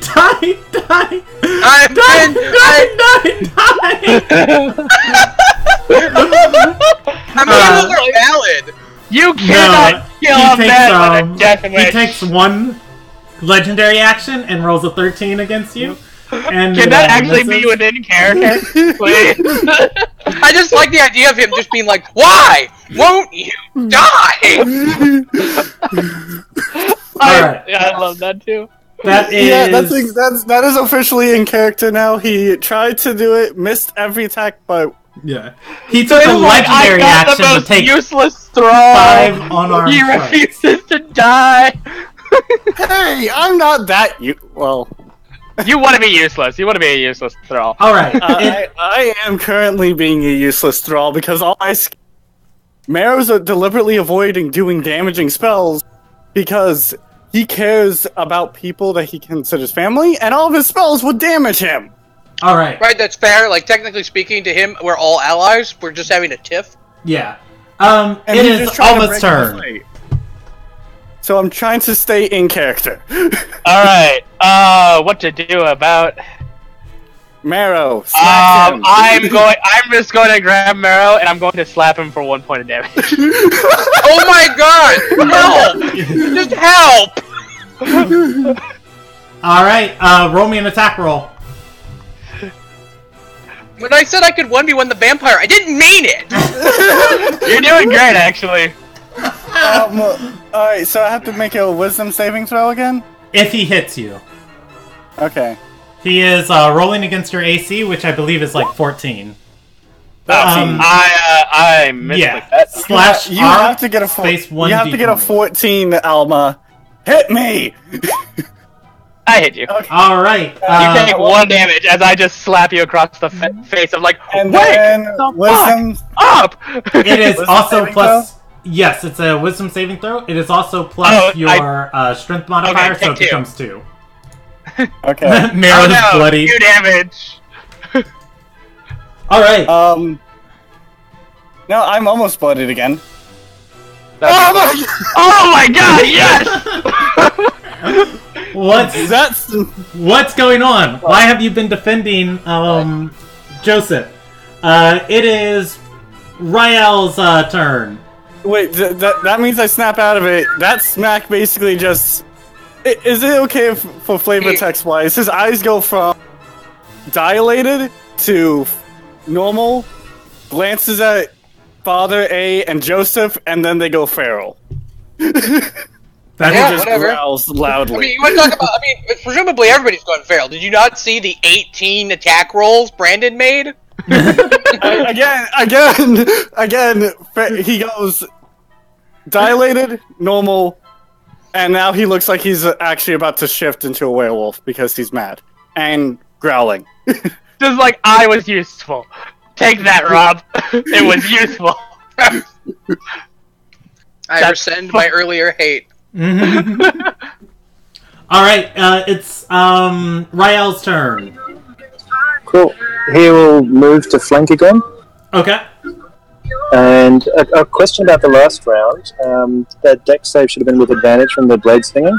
I think I rolled a 16. I'm just not sure the damage roll is taken. Okay. Yeah. Oh, wait. Hold on. Can I do this as at the end, as a slight thing at the end of Almo's turn? Is it okay if I call out to try and make Joseph Marrow just calling out, look out, someone's behind you before he takes his turn, before No. Rael? Like at the end of... No. You'll do it on because this is the top of a new round. This round, Okay. you are this 6 seconds. You are not charmed.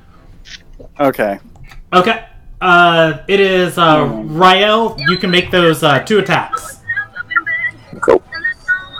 But say, do you need? You got it.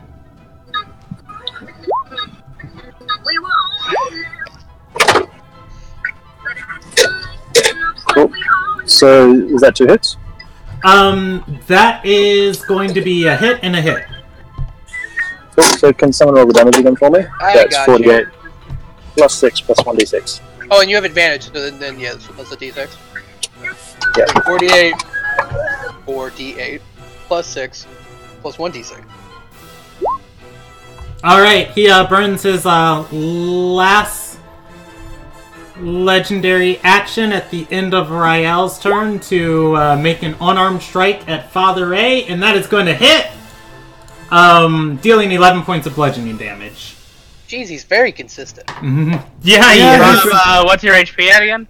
26 Out of... 75. Well, I You're know what I'm very- doing next turn. You're bloodied. If there's Yeah, some way I'm that alive, you can, baby. some way you're gonna kick him off because Marrow's mad and you know what he's gonna do. No, I'm gonna die. You're gonna kill me, and you're gonna live with it for the rest of your unforsaken life. Don't worry, I can save him. Alright, it is Octavia's turn. Octavia uses her bonus action, regains a 5th level spell slot.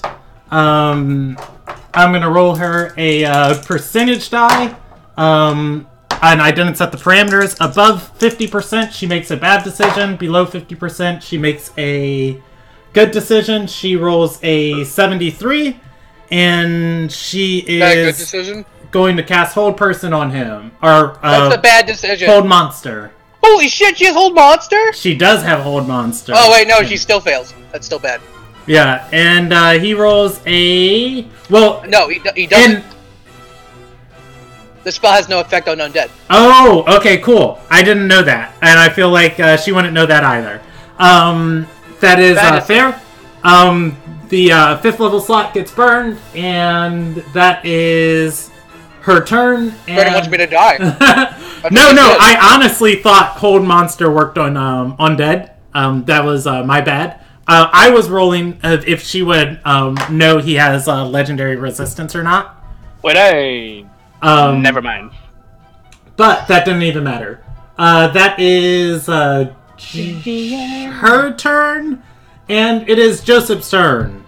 Hi, buddy. You keep wanting me dead. I refuse to die. Yeah. No, if Mero ends up killing you, that's going. I am not. I repeat, not getting out of this grapple. He's taking me to the bridge, or I'm taking him with me. Alright. Don't worry, I'll keep you from the bridge. Don't you dare. I will. I only... Brandon's Brandon's finally giving me the one thing I want! Yeah, Rob, I'm going to cotton block you so hard. Father A can reject it, remember? Oh, no. Like... Oh, he'll keep me from the bridge. I won't even I'll get keep there. him from the bridge. Phone call. I just want to die. Don't worry. I have healing spells. Along with Spare the Dying, which doesn't require consent. No! Here's the thing, though. Father A I go before Alma, so if I do enough damage to you... You... So, Father, so it's Joseph's turn, so I'd like you to make your bite and your unarmed strike. One of them will miss, one of them will hit. More interestingly, he's gonna notice Octavia cast that spell and say, "Darling, come here." And she's going to roll against his charm effect. Oh, god dang. Wait, the only part that is that... And she fails. Let's see. Alma, you're on smacking duty. Apparently. Now, interestingly, the charm doesn't cost an action. Why? But why? Why Why is that? Why? And... Why is he allowed to charm one of my teammates and hit me? Why didn't he charm me? Can he only charm one person at a time? No, you can charm multiple people. He can only charm up to his wisdom modifier. Alright, so let's see. That is that. And he still has an action. Okay, here we go. 1 through 33. He goes with option 1, which I'm designating in my head. Option 2 is 34 through 66, and 67 through 100 is option 3.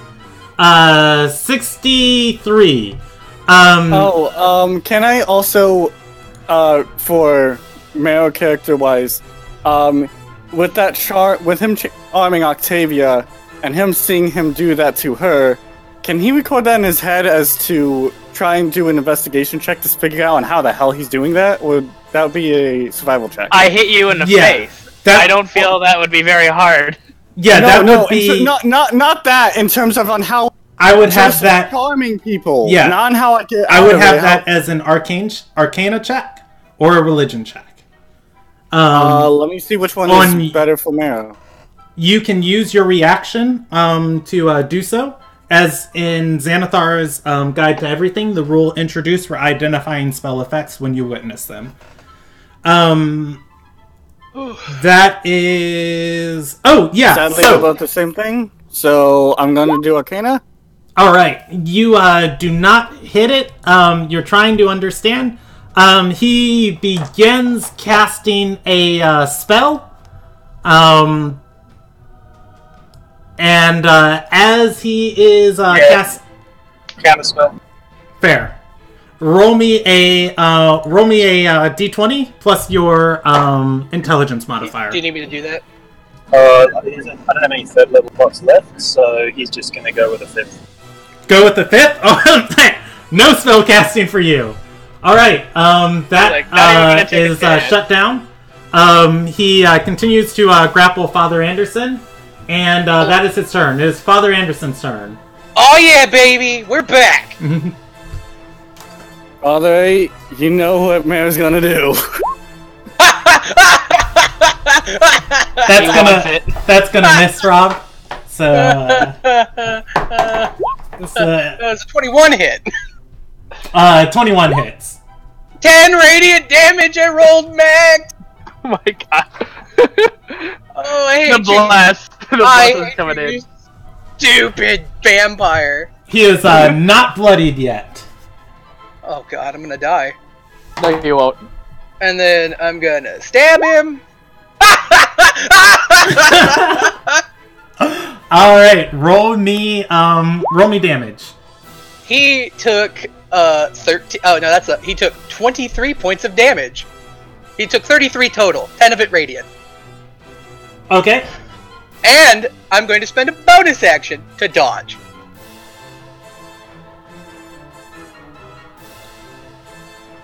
It got really quiet. Wait, so you said he took 13 from that? Sorry, no, I fucked up adding math. It was 33. So it was 11 piercing, 12 poison, and 10 radiant. Okay. It was 33 total. All right.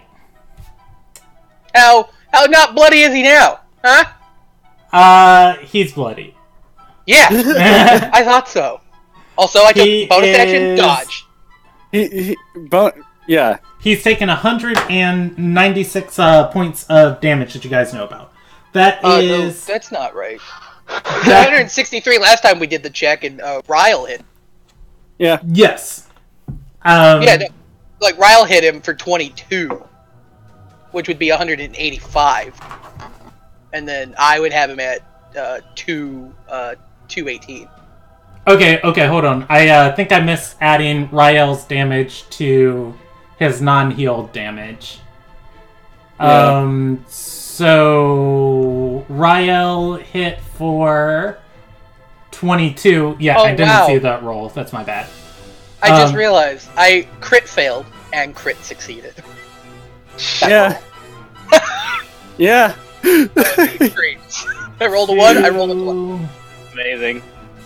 Congratulations. You are 2 extremes. How do you feel? I'm going to Disney World with Julian Edelman! Oh my god. So I saw pictures of Tim and Tom Brady going to Disney World, and it's like oscillates between like an older brother who's upset that he got dragged to this, and like 2 like gay boyfriends. Okay. All right, 218. Okay. Yeah, and then like I said, bonus action dodge, and now it is the end of my turn. Okay. I'm going to, because at this point it's relevant and I don't want to be slipping on my math, I'm going to start telling you guys his healed HP, just because you saw him at the bloody point. He has taken 99 points of damage in total from your guys' attacks. That doesn't make any sense. I've got 14 plus 2, plus 6, plus 9, plus 15. Well, no, like, the last the last turn wouldn't have healed. Yeah, no, because of radiant damage. I actually hit with the Sunbolt. Oh, okay. I'm off by 20 then. Yeah. And And he won't heal this next turn either. Alright, so then I've got him at 119 of damage. And 218 that you've done in total. Alright, that is his turn. Or no, that's Father A's turn. End of your turn, he's taking a legendary action, and he's going for the bite. Cool. Roll with disadvantage. Ah, God, the freaking dodge action. Yep. Believe. And believe. That's gonna miss. Hard nope. Alright, that's his legendary action. It is Mero's turn. Mero, please don't make dumb decisions.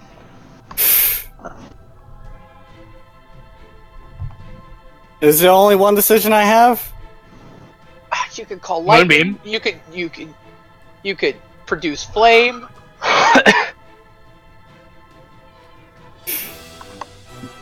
I'm sure I'm gonna call lightning. There's several not enveloping most of your party and a goddamn beam of light decisions. Do it. Do it. Do it. It's a con save, not a deck save. I'm gonna die. I have You to check won't the die. saves. I have to check the saves on my thing. Well, you say I won't die, and like, yeah, odds are he doesn't roll well enough to kill me with the moonbeam, but I gotta go through at least one more legendary action bitch slap. Yeah, fair I enough. forgot about the legendary action. Yeah. Honestly, as long as you don't instantly die and you're in death save mode, I'll still save you. Yeah, I'm just. I'm Past gonna that, go I'm not sure. But I don't want to drop. I'm in his arms. I don't want to die in his arms tonight. Marrow. Would you prefer to be in my arms? Sure. Woo! Call lightning. Yep. He's calling up the storm. Alright, where are you centering it? Ping for me. Pinging. The center of it is. Oh, where's the ping tool? You just hold. Just hold and click. That's me. Just It's not. There we go. I feel like you could center it like here, but that's just me. Okay. I mean, Like, can you put don't it have to center there. it on him, because you summon the storm, and then you can hit things in range. Okay, so then I'll spawn it here. Okay. You know? And are you using one of the are you calling lightning and hitting somebody? I'm calling lightning and hitting Joseph. Okay. And I believe everything within 5 feet of him has to make a dex save. Yeah, it is a radius on it. Alright, so, Rael, Father Anderson, give me a dexterity saving throw. DC 16. Oh my god. You do make it with advantage, Rob, even though you did. Remember, bless. Remember, bless. It's doesn't not matter. going to help on that. You take 18 points of damage, Joseph takes half, and Rael... Actually, wait, I have to double check that. Is it 18 points of damage or is it? It is 18. The damage was rolled this round. Okay. I take 9. Alright. Alright, so that is Marrow's turn. It is Give me a second. Rob, did you just go down, or? No, good. he did not. Okay. No, 18 wasn't enough to drop me, and I have evasion, so I only took 9. You got skidded by a lightning bolt. Legendary action. Is he dragging me with him, or did he finally let me go? He's gonna let you go. Oh my god, yay! Alright. It is would he move there? No, he's gonna move there. It is Alma's turn. Alright, I'm going to cast the 6th level spell Heal on Rob. You heal for 70. I feel so powerful. It was like, ping! It's like I could go right back to fighting him. Damn. As basically all your wounds just disappear. I just imagine Alma and Marrow both holding opposite hands. One just countering the storm, the other one towards Father A. Just like, what is this, like, holy light? One is holy light, the other one is holding like a dark then dimension I cloud in his will hand. move. I will move towards Vampire Man. 5, 10, 25, 30. About there. Okay. And I will end my turn. Oh no! Unlike you, I have a decent. The Alright. problem is you know what I'm planning on doing. That Yeah, but is I'll be fine because I'm at max HP. Your I'm turn. actually over max HP. Top of the round, it's Rael's turn. If he's still flanking, he'll just attack twice. Oh, no. Joseph moved. Yeah, Joseph moved. You can attack, but you won't have advantage. Hold on a second. I'll just see if I can have a look at the map. You can get back in front of him, but you just won't have advantage. Is it possible? Yeah, if it's possible, get an advantage. It is not from where he's at.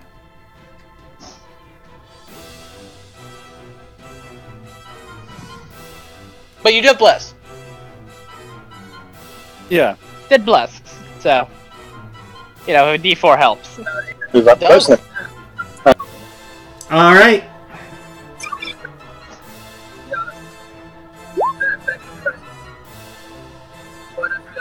That is going to miss and miss. You have the option of using bless on the first one if you want to.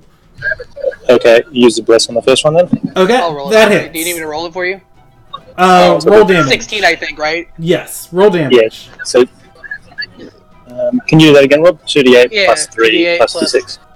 Oh, you don't get the D6. Oh, no, yeah, you're right. Yeah, Yeah. you do. Because you have Alma right there. I don't think he has to be threatening to actually qualify for Well, I mean, I haven't attacked him yet. Yeah, but you I have an intend ally to. within 5 feet. Yeah, no, I think the way it's phrased is that you don't have to have like a weapon. 2d8 plus 6 plus 1. Actually, sorry, plus 3. Oh, cool. 16. All right.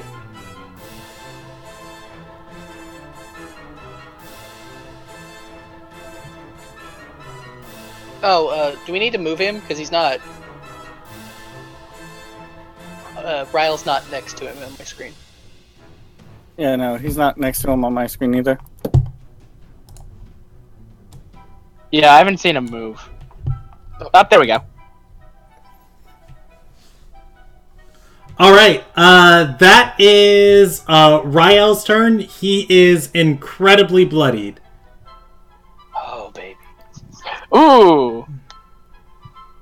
I have got him at 144 damage. It's Octavia's turn. Unless he has I think he's out of legendary actions because he tried to bite me.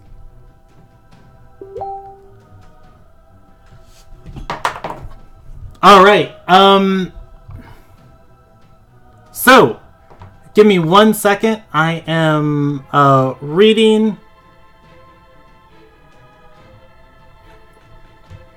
Okay. He is going to go down on that. Drops unconscious, and Octavia is going to run to his body and say, "No!" Wait, who dropped unconscious? The vampire lord. Oh. Probably faking it. Wait. What? Do I get a free insight on that? Or or my passive insight's 22. Yeah, same. What? No. No. I mean, you guys have been engaged in combat for some time. I know what a dead body looks like. Actually, Yeah, as a member of the graveyard of the... basically being a master of the dead, can I actually see if he's dead? You can. You said it was an insight? For a metagaming reason, but... Alright. Yeah, he's dead! He's Yeah, absolutely dead. He's been dead the whole time! you guys are pretty sure you can see him. Or rather, you're pretty sure you guys killed him. Like, at this moment, his body's spurting out Father Anderson's blood that he's been drinking. Just the phrasing. And he is just, like, he's bloodied. He's been beaten to a pulp. You guys have started healing back up. On top of his body, you guys see Octavia doing the thing she's been doing this whole time, slowly feasting on magic, and then her and Joseph disappear. God damn it! Shit. She uses her bonus action for to consume a spell slot, and then she subtly casts Dimension Door. And they exit combat. Shit. God damn it. All right. Rock. Someone just left. It's like, seriously? Alright, that is where we'll end initiative at. Oof. I'll be right back. I gotta use the bathroom. Okay.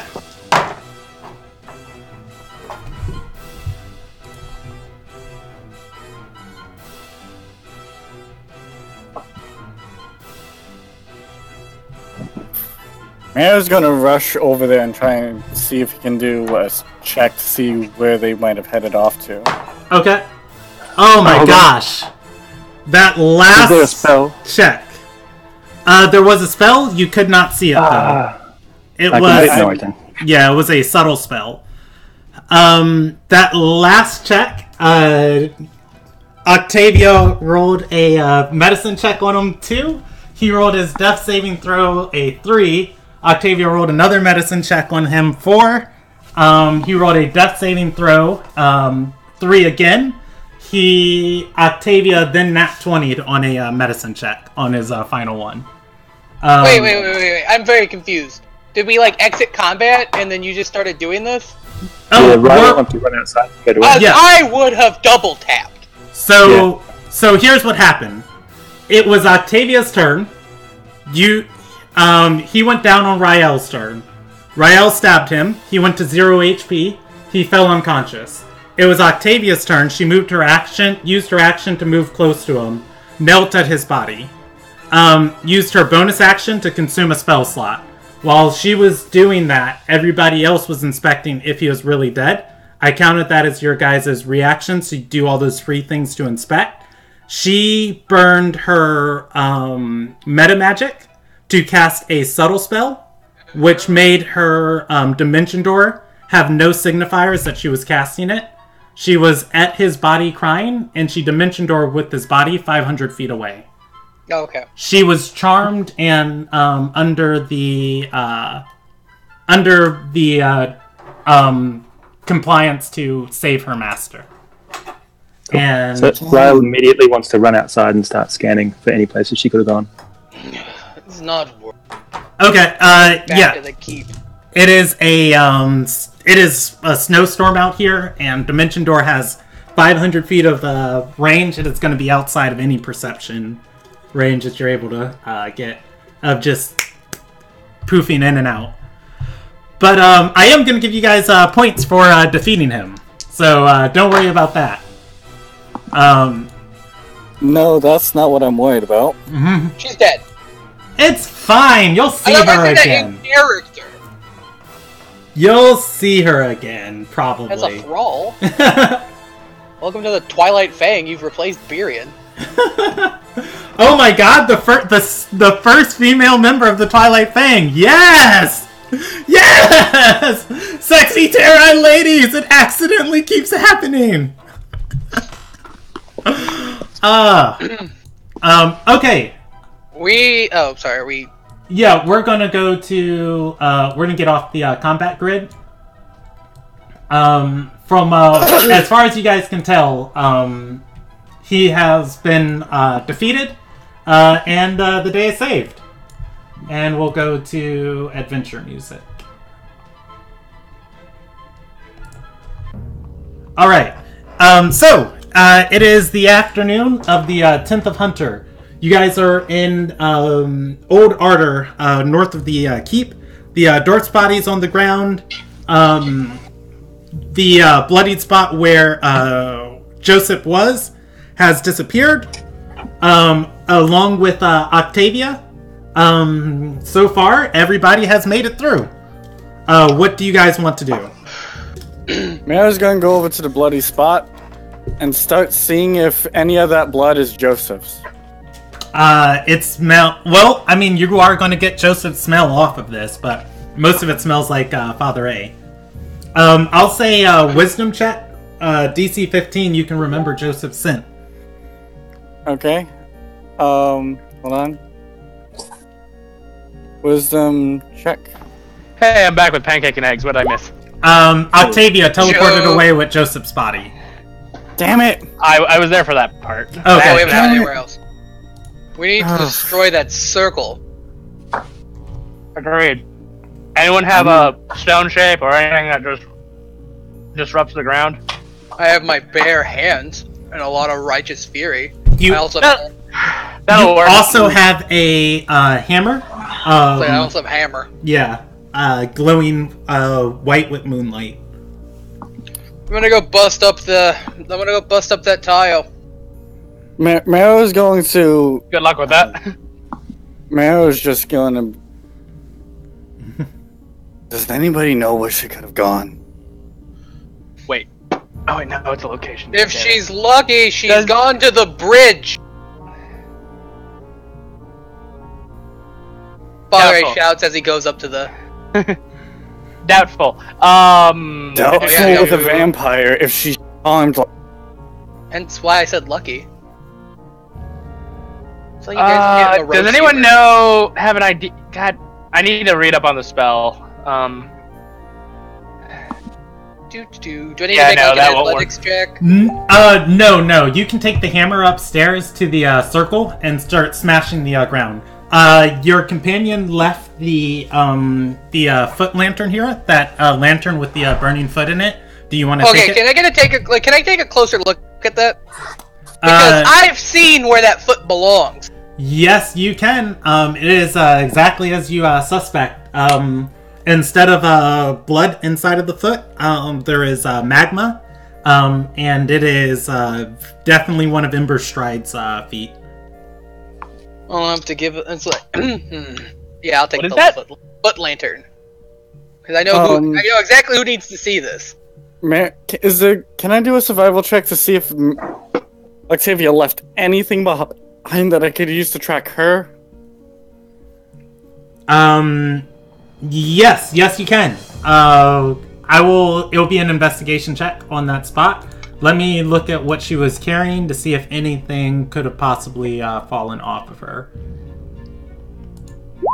In her. Damn bed. it!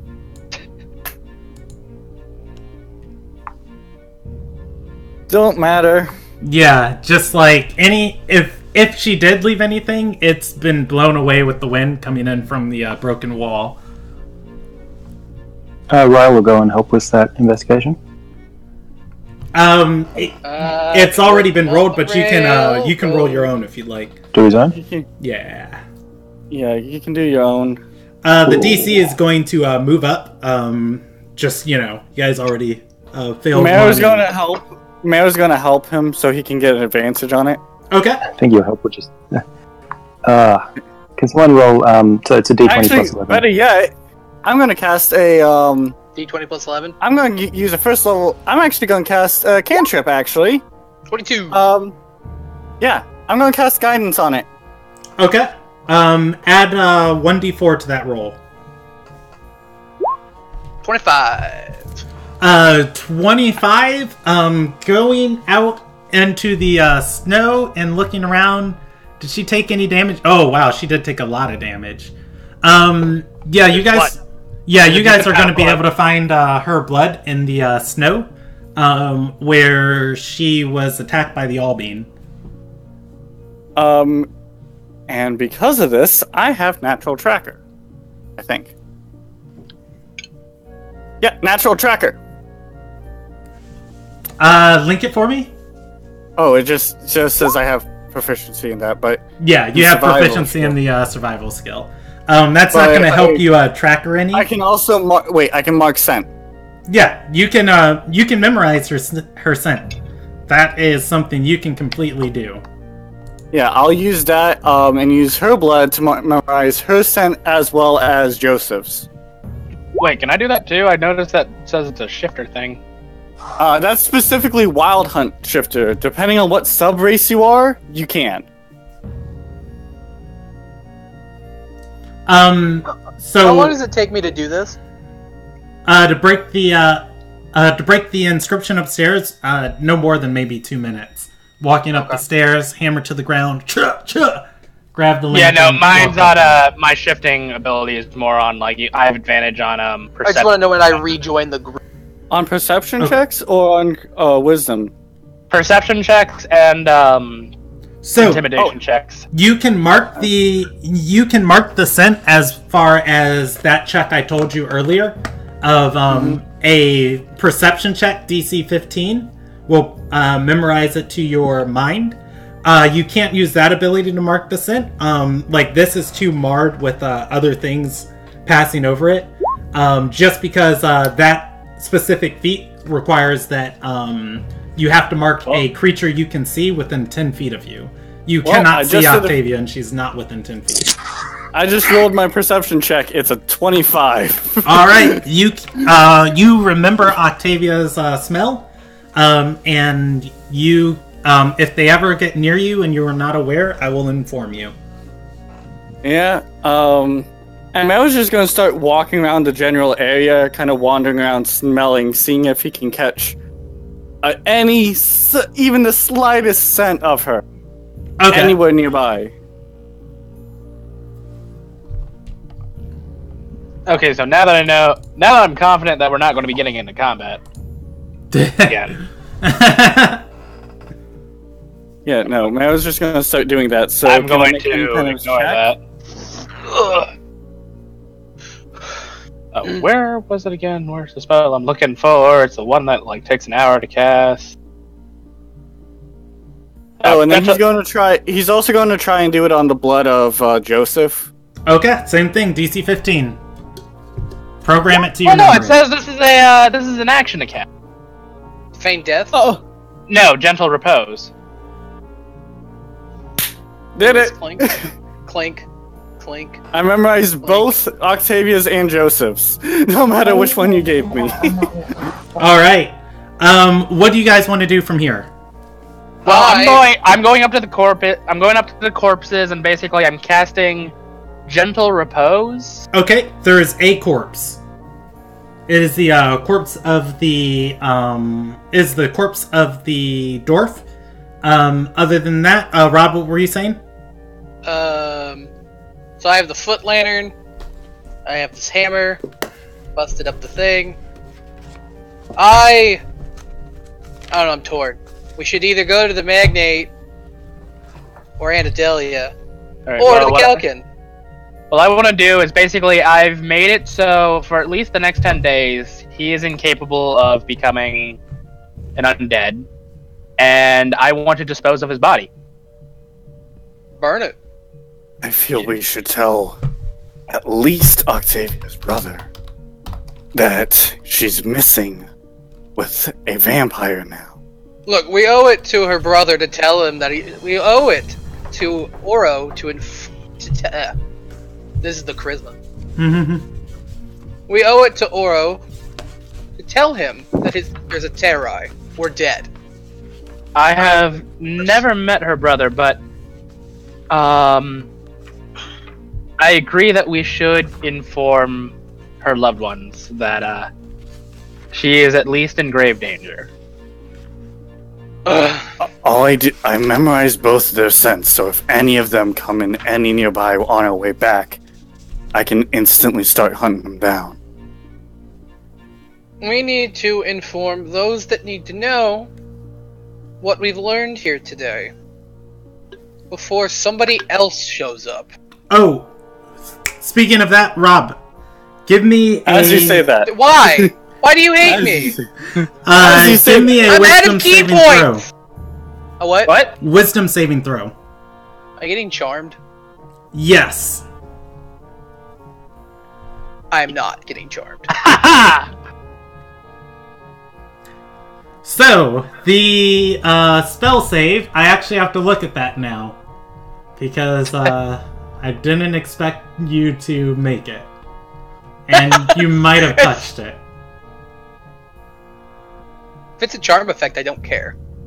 It is not. Where are these people? Oh, okay. Should have done it on literally anyone else. I mean, you probably have just as good a, if not a little better wisdom My... No, Actually, no, I don't. Mine is less. I have +6 to my wisdom save. Actually, if you did it What on level me, are you? What is your wisdom? My wisdom is a 15. Yeah, no, if you did it on me or Rob and I are the wisest people in the group right now. Okay. As far as I know. Let's see. Doesn't mean that we're most intelligent, just means we're the wisest. A 15th level character is +5, +2. Okay, so +5 proficiency. +2 is going to be 7. +8 puts it at 15. +10 puts it at 25. I touched it. On the nut. You have touched it and you have passed. I'm a champion. Yeah, no, I don't think I can even hit 25. Okay, so hold up. We've missed something important in all of this. What the hell am I saving against? Yeah, you feel the tinge of you feel the tinge of just like of magic pressing in on you, and almost for a second like something's watching you, and then you shake. I got scried against. You did. Oh, bitch. Oh, god damn it, he's alive. No. Jami did this. Who is Jami? The next person on my kill list. I've been very effective today. You did almost die today. I was fine. Did you not see that? Brandon kept missing. That is true, you were fine. Almost died today. Oh, what are you at? Me? Yeah. Yeah, he would I'm be outside. stepping back into the keep. When I Just recognize mentally it, note, I forgot what voice I gave Alma, so for now, just this is Alma's voice. Do you remember Alma is Baron Samity? Oh, right. I don't really feel like doing the voice, to be honest, right now. so... Do I recognize what that would be, or is it just sort of like... Excuse me the for being faint lazy. Oh well. imprint of somebody's, like... I can. Feel magic. You can use your reaction can. to try and identify it. I ain't under you contract. felt- You get to me. You for felt being the lazy. spell effect. It is a It's an reaction. Arcana? Yes. 23! Yeah, you identify it as scrying. As to Jesus Christ, you what, are on fire you're not today. sure. Somebody is Probably trying the to... lantern Hey! that... I'm talking. Alright. Somebody is trying to scry on us. Any clue Do you who? think they're trying to scry the lantern that belonged to that girl? I wouldn't feel the scrying if they were trying to scry on the foot. Feel scrying based off of what it's going to. They tried to That's scry good. me. That's why I had to make the save. Somebody's trying to scry on us. Somebody should- knows who I am. We should get to the keep. Let's burn the dwarf's body and leave quickly. I cast Produce Frame as a cantrip on the dwarf's body. I reach into my bag and I pull out some oil from a lantern and I just throw it across the body. All right. You are able to do so. Burning the dwarf's body in the wind and snow. You guys leave the Shattered Keep and head south back into town.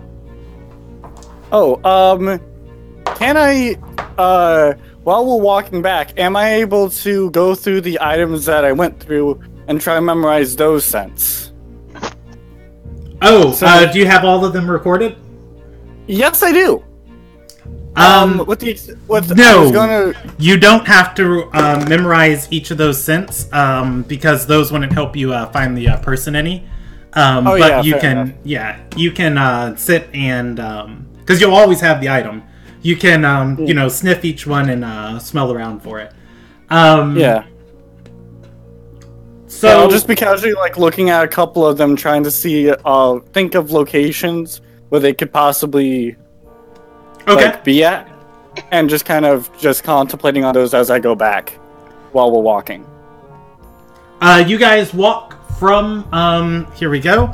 I'm going to zoom in on the map. If you guys go to the map on the left or right side of your screen, from the ruined fortress through Old Ardor.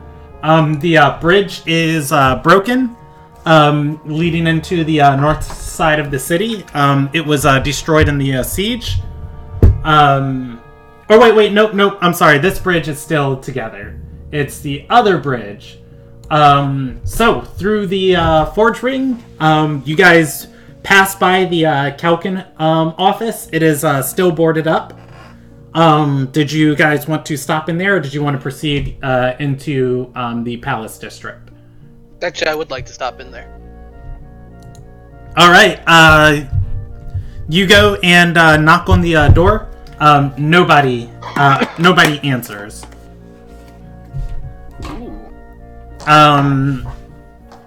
You do see, however, there is smoke rising from the chimney of the building.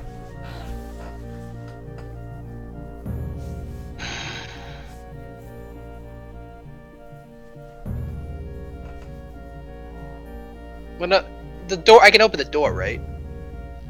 You can. I'm opening the door. I'm sorry. The door's locked.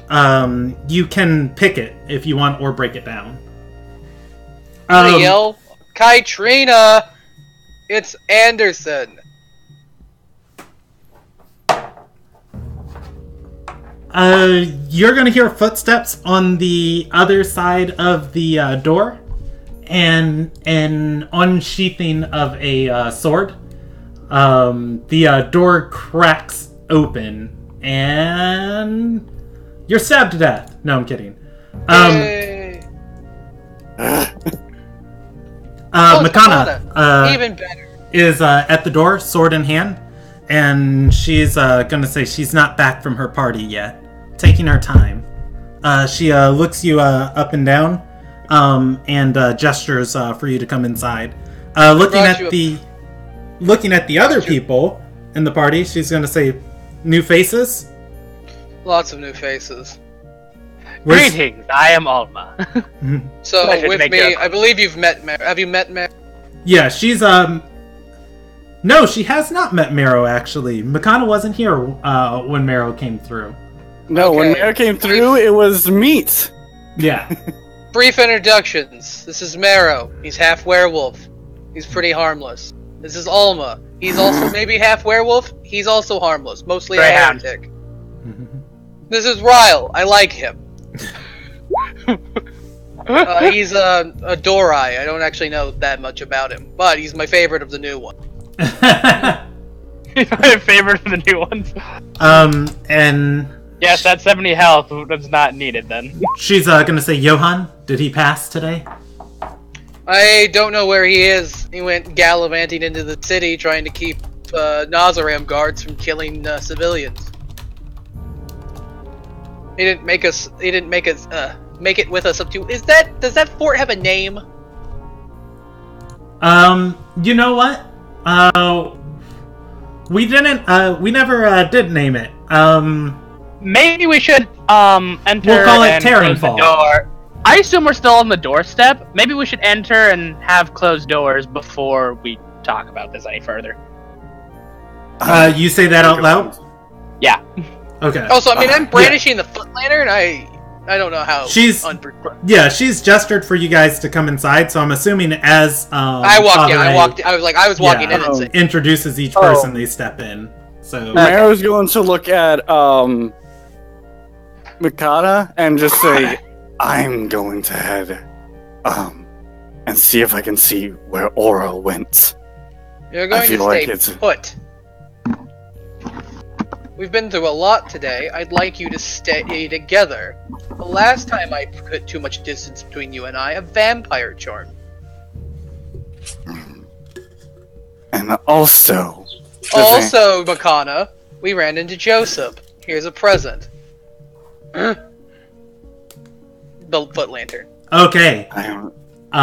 Handing her the foot lantern, she is going to look at it and say, "You fought Emberstride?" No, we fought Joseph. Joseph had the lantern. We found the lantern in the building where we fought Joseph. Again, I have a moral obligation to let those to go on. Considering I also am one of the few people who know about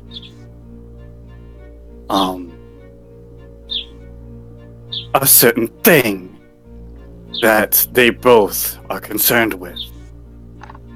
I'm one of the few ones here. We're going to handle this. I just need to talk to Makana about this. Because the Magnate, the other knights, Jami, Alis, Marlena, none of them know anything about that foot. Makana does. Makana's gonna nod and say, I fought her before I captured her. She's not exactly something that can be killed. They can put her back together. We followed the storm. The storm seemed to possess people, and those people went up to that old fort, the one with the thing related to Gale Song. We just named it Terranfall. Up to Terranfall. When we got up there, there was a dwarf. He had this hammer. He commanded them to die, and they so did. We fought. There was a giant bird. I don't know if I know what the bird is. Can I make a... Like, I don't know if I would recognize the bird from, like, religious scriptures. Oh, yeah, you'd recognize it as an Albean. We fought an Albean. We handled that. That was whatever. And then, as we went investigating, we found a room with that foot inside a lantern, and well, no, it was finished. A teleportation circle in the midst of being worked on permanent. And then Joseph showed up. Joseph didn't take kindly to the fact I murdered that dwarf, so he tried to murder me. It didn't go well for him. And charmed both. I've never seen someone stab a vampire repeatedly without getting hit. It was impressive, actually. I wish I didn't fall for that the one time. Well, griping about it's not going to change it. Anyways, we didn't successfully kill Joseph. He managed to charm another constituent of ours. And she helped him escape. I've memorized both their sense if they come now off. a thrall. She's either now a thrall or dead. I'm not or sure both. I'm not sure which is preferable.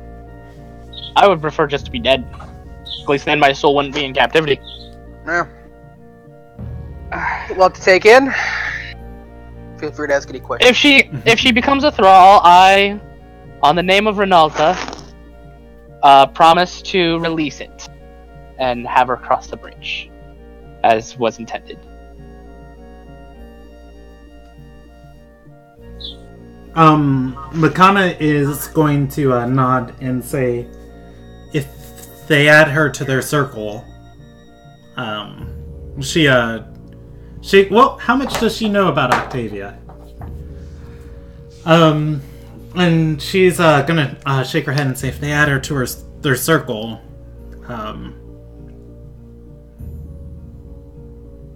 it's gonna take a bit of time. We have at least a day to hunt her.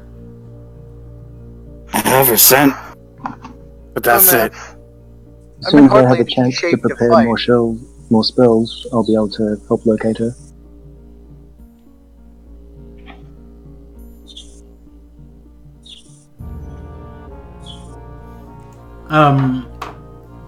Makana is going to nod and say, the Twilight Fang, though, they've no powerful magics. The only one stationed in this city is Draylin. The rest come and go as they please. The means of teleportation, it's not beyond them. If Joseph's capable of testing teleportation circle, it's possible he's already gone.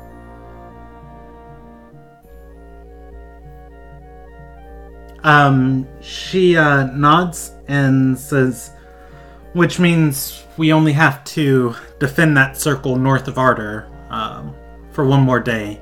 If they don't keep it up, that thing will fade away. If it helps, I destroyed the ground it was laid on. That does help.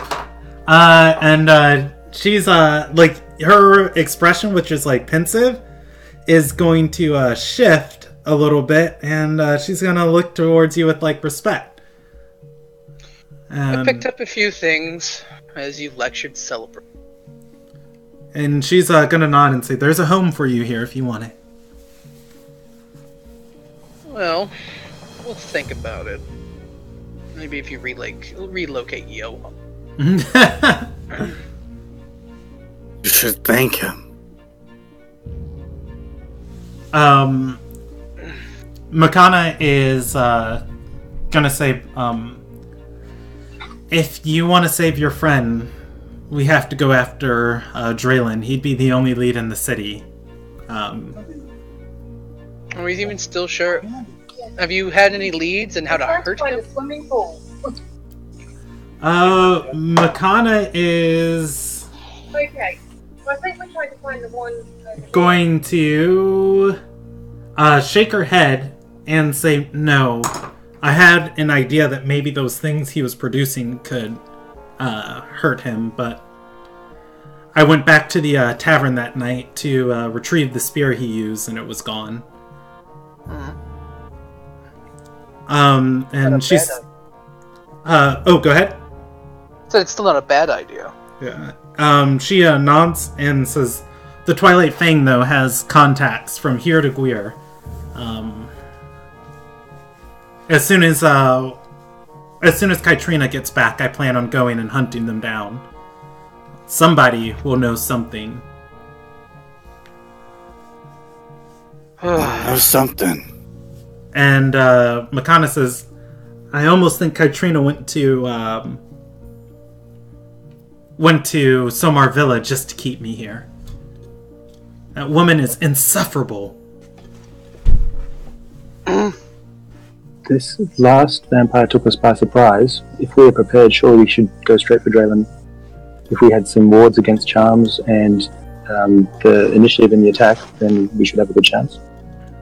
Makana is going to shake her head and say, from our information, Joseph was the weakest of them, the newest member.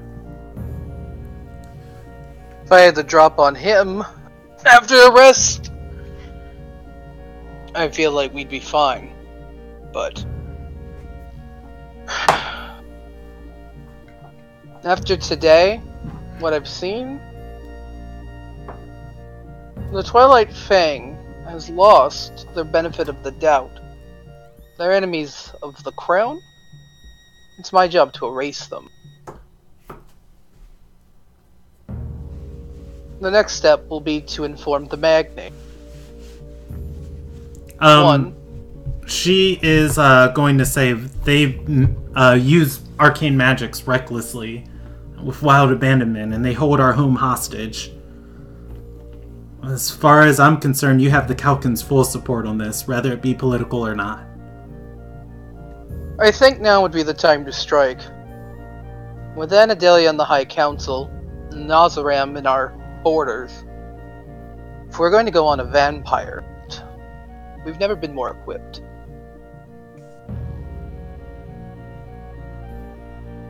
Agree. What's the next step then? Mary's gonna do a history check.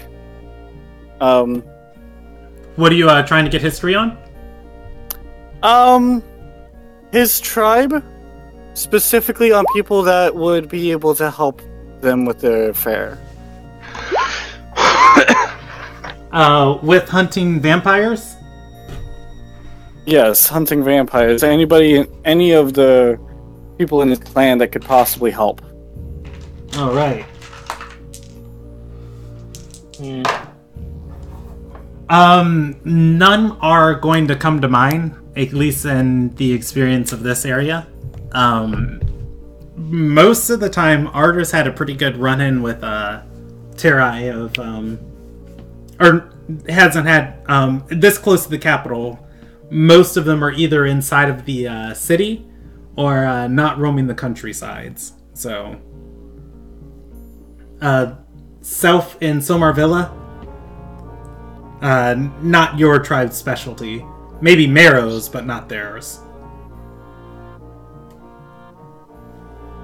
Yeah, Meadows just gonna keep quiet then, because that was just supposed to be a quiet check for him. Okay.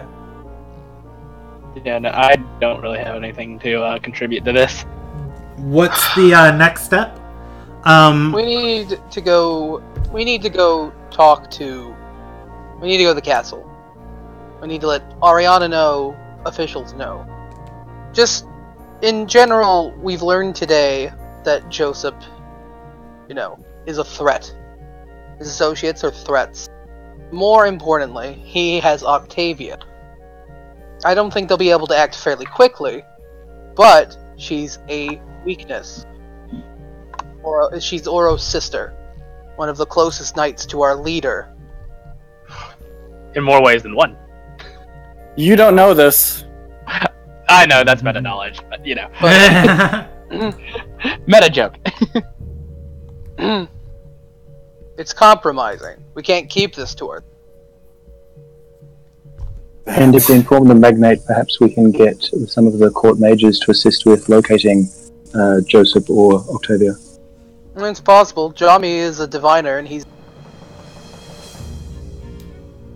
And if anybody would be able to get something to closely identify her with, it would be her brother.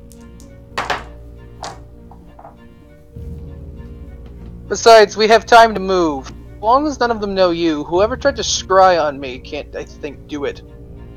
Can't keep trying. No, I believe it's a one and done deal. I can look up the spell. Oh, I looked it up. I just don't know if Father A actually can enunciate that properly. Because of charisma. Well, I don't know if I have all of that knowledge. In game wise, do you even know what clairvoyance is? No, I mean I knew what it meant, right? 23 on Arcana. Yeah. I I know I was scryed on, and I know what that means, and I've dealt with it. I don't know if I know they can't scry me for 24 hours. Yeah, scrying's a powerful spell. Requires a lot of energy. Probably not. Anyways, so we need to move fast before this gets out of hand. I just wanted to show you the foot. If you'd like, I'd keep it. It seems to attract Draylin, and I wouldn't mind putting my hand through his chest.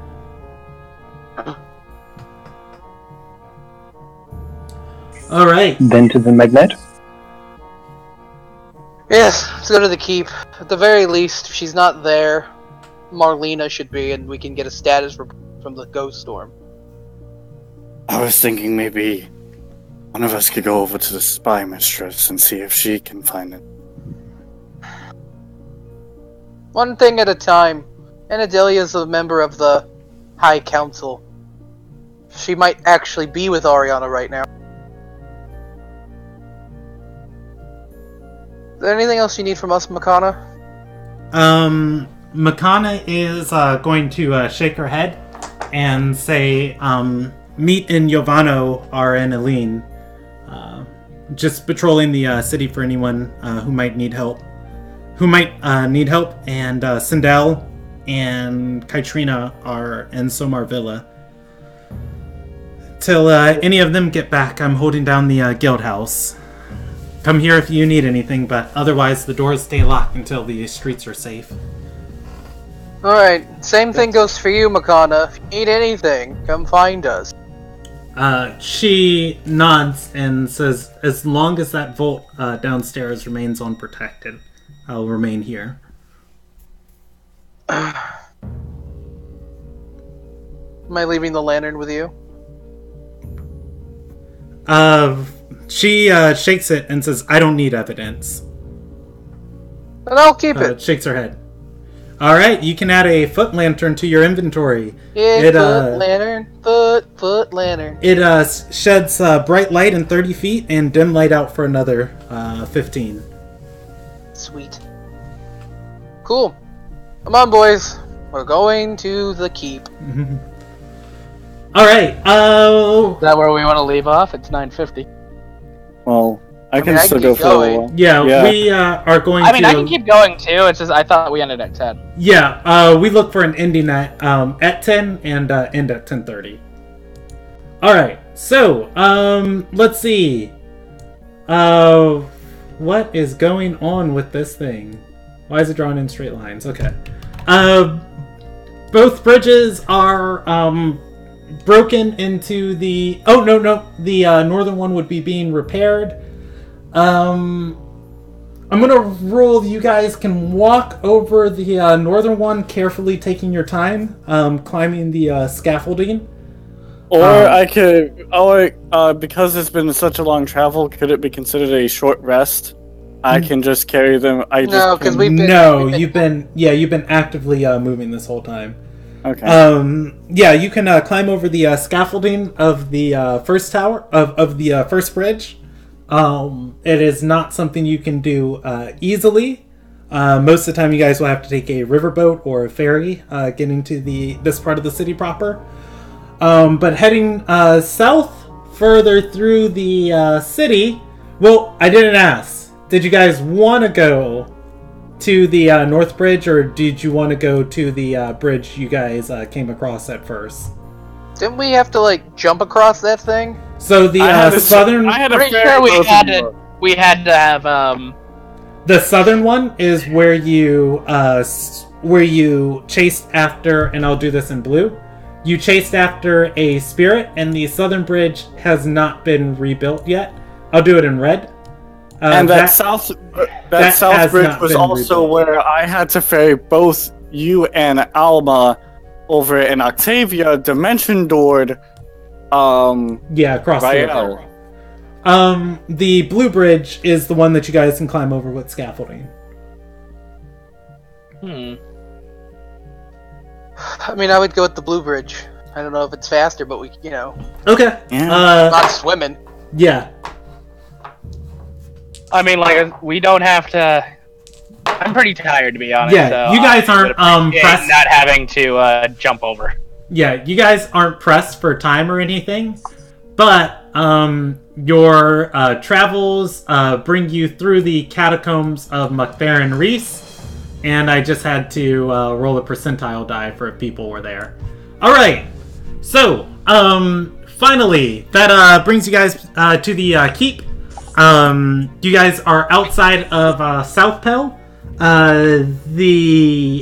This part of the town, there's a whole guard and barricade crossing over into Maiden's Watch. Oh, I'm sorry. That's Storm's Nest. And there we go. Boom. Yeah, you guys show up at Storm's Nest and it's like, where's the magnate? Wrong keep. We show up at Storm's Nest. Your princess is in another castle! What? The magnate's not here. It's like, damn it! Alright. I told you we should have taken the left. Just look, the map said it was right. You guys are at South Pell. You can walk into the entrance chamber, which is that huge... the word for these... The names of these chambers has gone. It's gone. It's out of my mind. I can... Just maybe make something that sounds normal instead of what the hell you use right now. It is... I was like, it's an antechamber or something, but I think it is actually called the antechamber.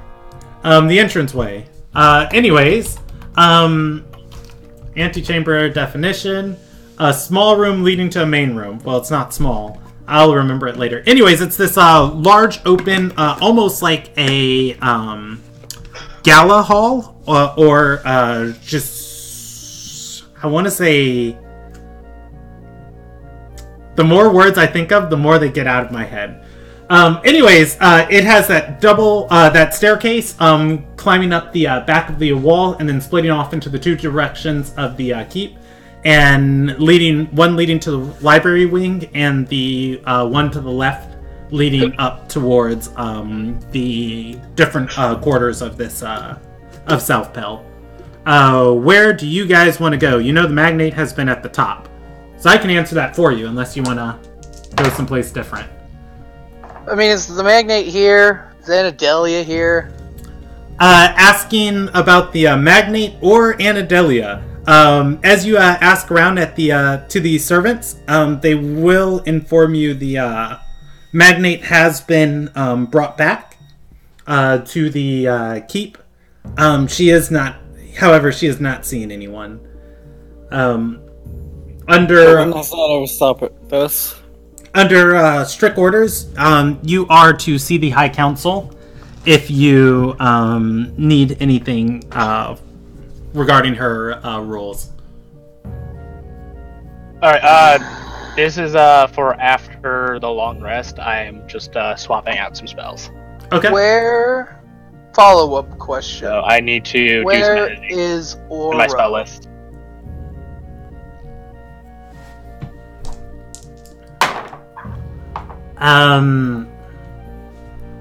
They are like the servants are going to.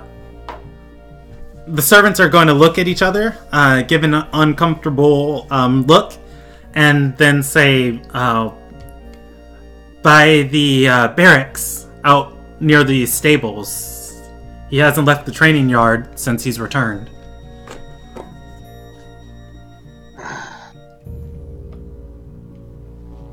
We should start with him. Agreed. Because he's going to do something stupid. And I need all the time I can to deal with that. Going to the barracks by the stables. Alright. Maro's also gonna check if there are any horses at the, any horses that are nearby as well, that are not being A, fed, or B, I'll be honest, I don't think I can contribute much to this, so Alma's going to go to bed. Okay. Alright. And start the long rest. So, walking out to the training yard, there are going to be about a dozen of these sandbags draped in chainmail, lying over the floor.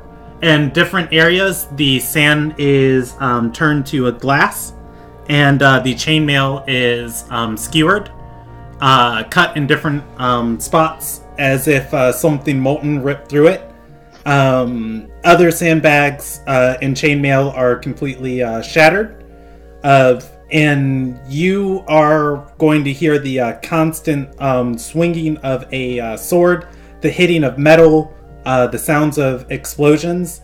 As you look into the fence of the training yard, you're going to see Oro with his flaming longsword attacking one of these training dummies mounted on a pole over and over and over again until eventually he lands a hit on it that slices through it. It either falls off or flies off of the pole. He yells and says, "Another!"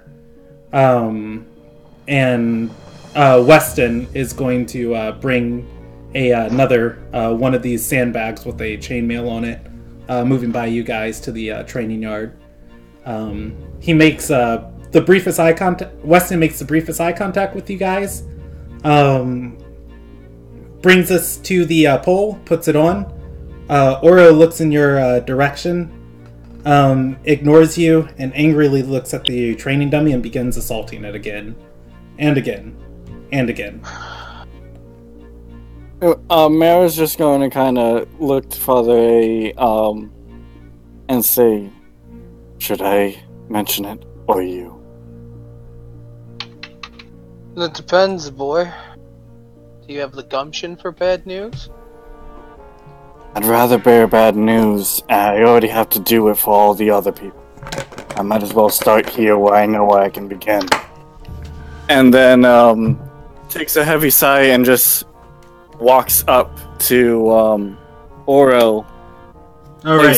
Sparks are flying everywhere off of this thing. Mara's going to place a hand on his right shoulder and say, "I have to bear news I'd rather not bear. I need you to take this as calmly as you can."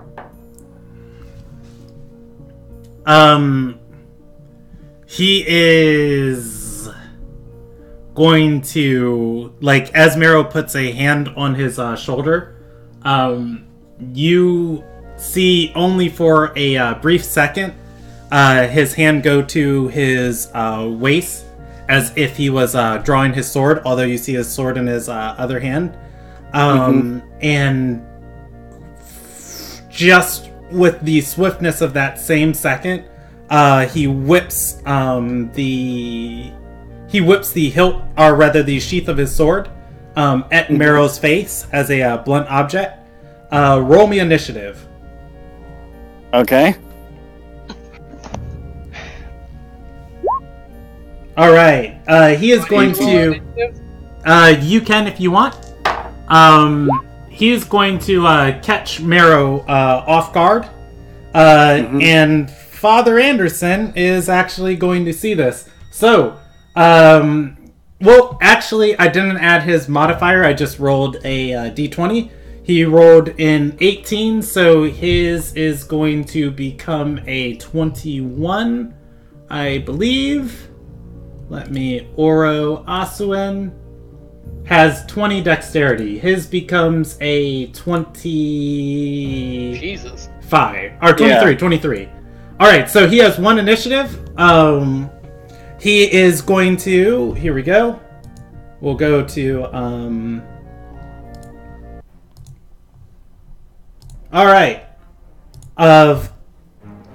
Mero steps forward, puts his hand on his shoulder. He is viciously attacking this sandbag. As Mero places the hand on his shoulder, he looks over with an angry expression, hand to his sheath, and brings it back around to hit Mero's face. It is not a finesse weapon, so I'm going to... Oh, his attacks are not right. Alright, I'm just going to roll that because, sure. And he is going to crit on it, and it is going to deal the damage of an improvised club. Okay. How much damage is that? I am rolling it now. He deals 10 points of bludgeoning damage, smacking you across the face with it. And making me get, it actually makes me spit out a little bit of blood. Alright, he is going to catch it in his hand, twirling it, almost as if it was a sword. And he's going to say, "Damn it, I didn't teach her to drag her feet," with this angry expression on his head, stepping forward to Mero. Weston is going to tell everybody else, you should all step back. He's been really angry. Father A sees Mero get slapped across the face with a hilt. It is his and get a bloody nose from it. And get a bloody nose from it.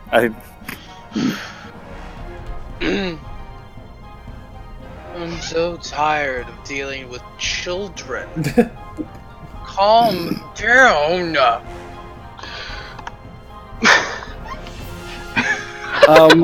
Alright.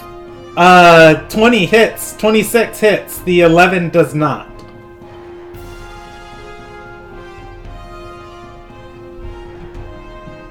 So yeah, I do 12 points of damage.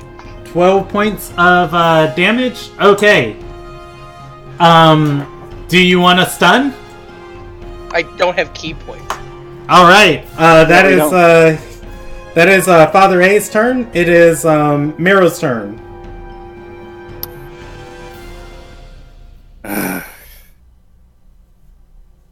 And Mero's not wanting to fight this. He's going to take a slight step back. And then, actually, I got an idea. Can I do this?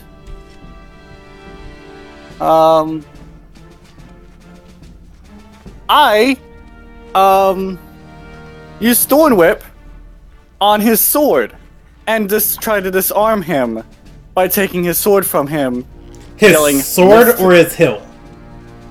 He's using the hilt to hit you. His sword is a molten blade that is giving off flames. Okay. I will... Okay, his hilt then. Okay. That hilt. I will use Thorn Whip to his hilt. Say, "Listen to me. It's about your sister." All right. I'm gonna roll you get that on that. You can thorn whip and pull the sword out of his hand. Yeah. So you step away to thorn whip him. Yeah, I step away, thorn whip him, and then hold up the thing as in defense. Before you step away, he's going to take an attack of opportunity at you, and he's going to miss.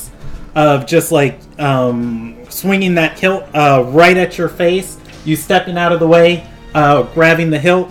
Alright, the top of the round. Father A has stepped forward and punched Oro several times. Hilt attack goes at Marrow. Marrow rips it out of his hand. He reflexes to the molten sword to Father A's face, holding it in two hands and about to bring it down on his face. Until Marrow says, "It's about your sister." He slows down and stops. And looks at the sword in his hand. And kind of realizes what he's been doing. And I'm going to roll him a percentage die. He grits his teeth and says, "What did she do now?" Hand tightening around the sword as it goes to his side. It's not what she did. It's what's happened to her. Now you sit down, and we'll discuss this like you should. Because I'm worried for her. And he is going to point the sword at Marrow and say, "I'm not some damn dog. You tell me right now." And it's my turn, right? It is your turn. I'm gonna hug him. Oh. You just hug him? Yeah. Roll me a persuasion check with advantage. Oh, dude, I'm gonna need advantage. Marrow is going to say, "I'm not ordering a you. 17. Yeah. I'm trying to give it to you as easily as I can, with one of the worst news I could possibly bring." Alright. And he is just like in Father A's arms. He is gonna just start crying a little bit and say, "Everybody thinks I'm dumb. Look, I just want to serve her, and she won't let me. And I'm doing my best." We all are. How about that? And that's where I have to bring this worst news. I hate being this bearer, but I'd rather it be me than someone you don't trust. The goddamn Band-Aid. He's gonna say, "Tell me." Your sister Octavia dimension doored with a vampire lord that was on death's door, and we don't know what happened to them. All I could do is gain their tracks, but she teleported too far away for me to be able to follow it. I have both of their scents memorized, so if any of them come within I want to say 60 feet of me, I can, at the outer range of my scent, I will be able to find them, and I will recognize it on the spot. But I could not track it, and I looked. Father Anderson was there and can vouch for me on this. I looked all over, but I could not find her. But I memorized the scent well enough that if she does come with even slightly close to where I am, I will know, and I will go after her. Have my word on that. You are the first one I personally told this to.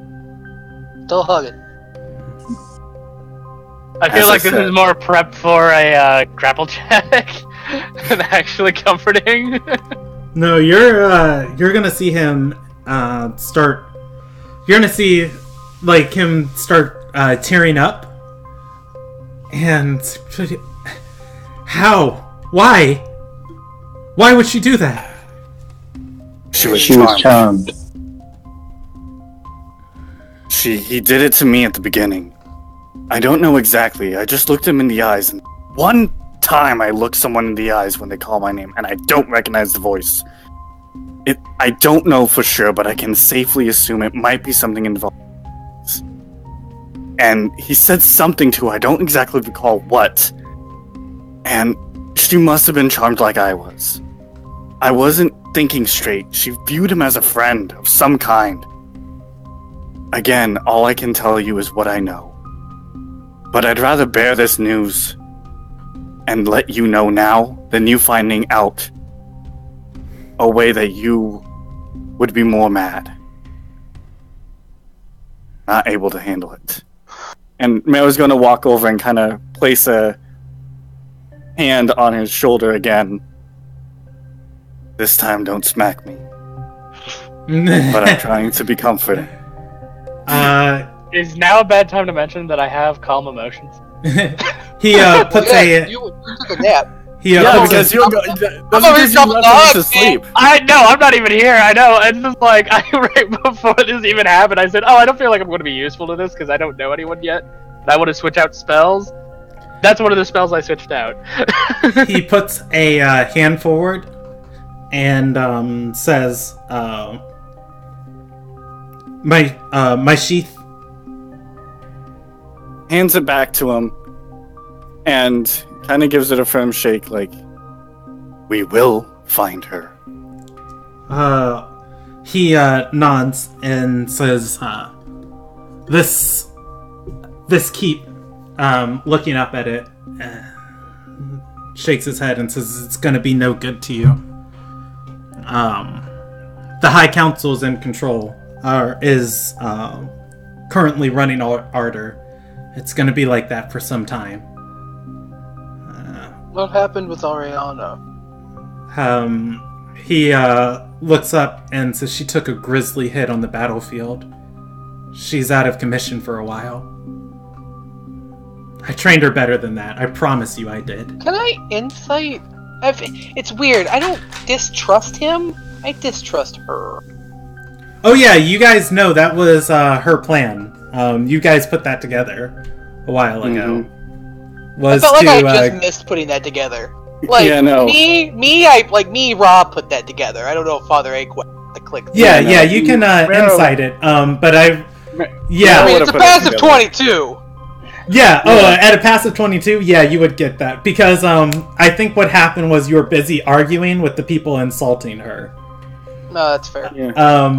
So at that, the full, scope of her plan comes together.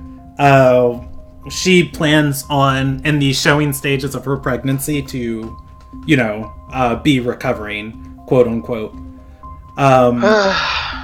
That said, I'm gonna keep the hug going, and I'm just gonna be like, "No, you did. She did this for your child."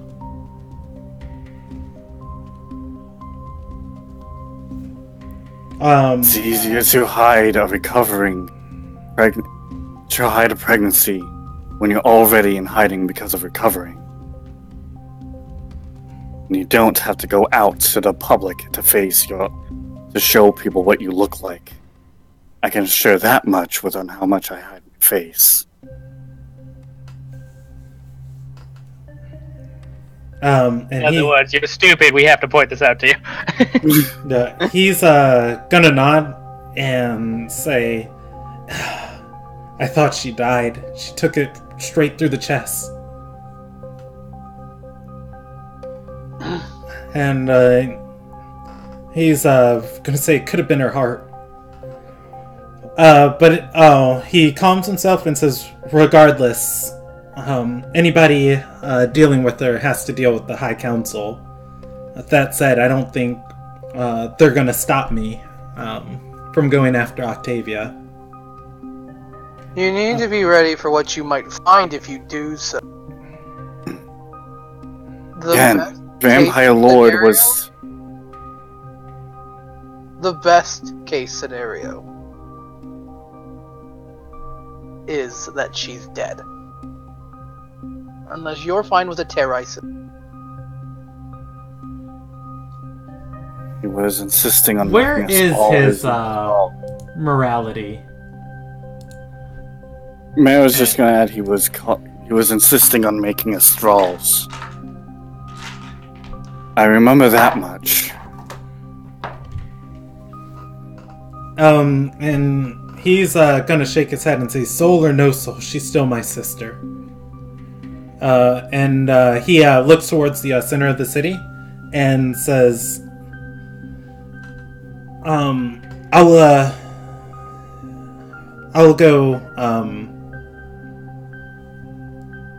go talk to that diviner.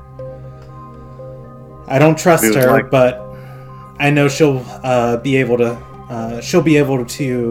scry on wherever they are. Is Aylis a diviner? Can Aylis do that? She is. She is. Hold on. Titles.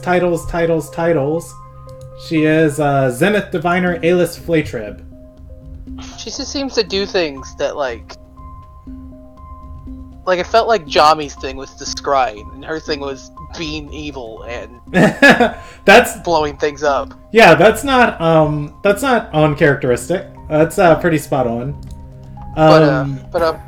Look, I would have you talk to Jami.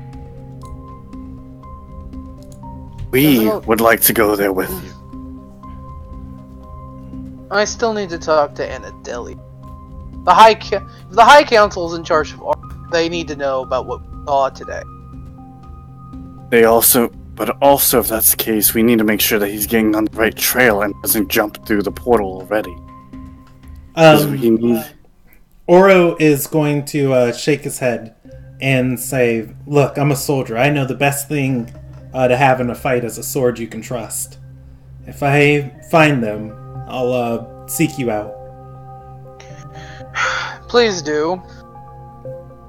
That vampire, Joseph, tried very, very hard to kill me today.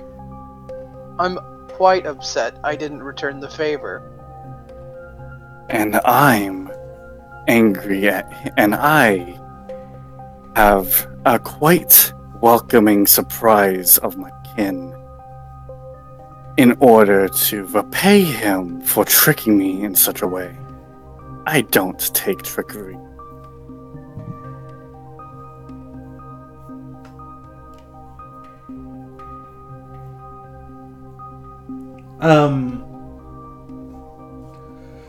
Alright, so,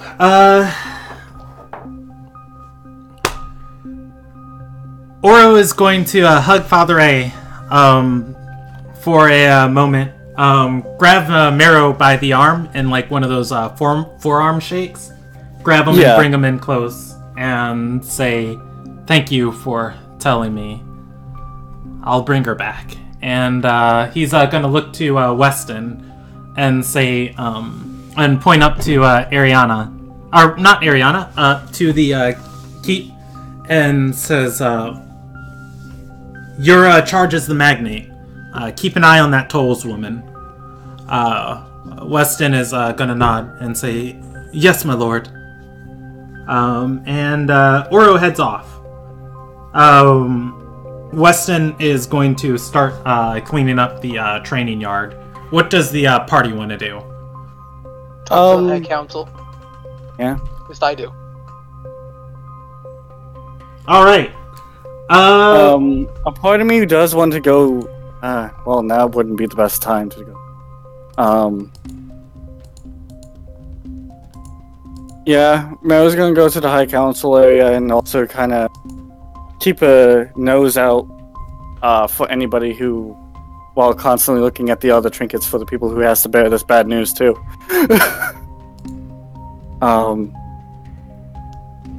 Yeah, he'll follow. I'll follow Father A. Alright, so, High Council. I already rolled your dice for this. You guys are going to start heading upstairs, and there is going to be a woman with 2 knights following behind her. and stepping through the halls before you guys can get to Anadelia's chambers, she is going to see you and say, the Knights of the Magnate. Now, it might come as a surprise to you that the security of our nation wasn't turned over to Lady Renalpaul Surreal, who happens to sit on the League of State, but rather the one who's been guarding our borders ever since the month of Priestess. With the High Council's faith and my accolades, the security of our nation has been entrusted to me. See, I have a deep internal issue right now of either being snarky or shutting up. So, she I'm gonna is shut up. She is going to smile and say the Knights of the Castle are under my command until the Magnate recovers, and there's something I need you to do for me. I've sworn 2 oaths in my life. One was to Ariana Bertolf, and the other one was to Haldora, bless her dutiful name. It's not illegal to worship her here. I would watch your requests. And she is gonna nod and say, the glorious day we retake Hellenis is upon us. We'll assist our goddess of fire. We'll assist our goddess of fire. And when the winter breaks, a Lil Nagai will know our theory. And I think we'll end there for the night, unless you guys want to say anything. She wants you to assist in taking Hellenis. I want to take Hellenis. Fuck that! I have vampires to kill. We're on a vampire hunt. In other words, we got better things to do. Mary's just going to add, I remember no oaths, but those I gave my clan. Well, actually, if anything, she wants me to retake Hellenis. It's just kind of like... I'm almost inclined to listen. Does that mean I get Eldrick Bertolf's head on a pike? Potentially. It also means you might get Group C's head on a pike. That's wait, also what? tempting. We have done nothing. Oh, wait. Dusty has done nothing worthy of getting headhunted. Well, okay, nothing worthy of getting headhunted in Ilderon. Also, I'd like to point out that Mero still has the lowest appearance score. Lower than... I would just like to state that as it stands, I believe Ryle might be hotter than... I'm equally hot in this group right now. I'm 14. I'm a 9! I'm a dapper-ass old man. I don't remember what my... Oh, gosh. My score was. Anthony just typed no. Imagine Celebris and Father A meeting on opposite sides of the battlefield in Hellenis. That'd be dope. That'd be great.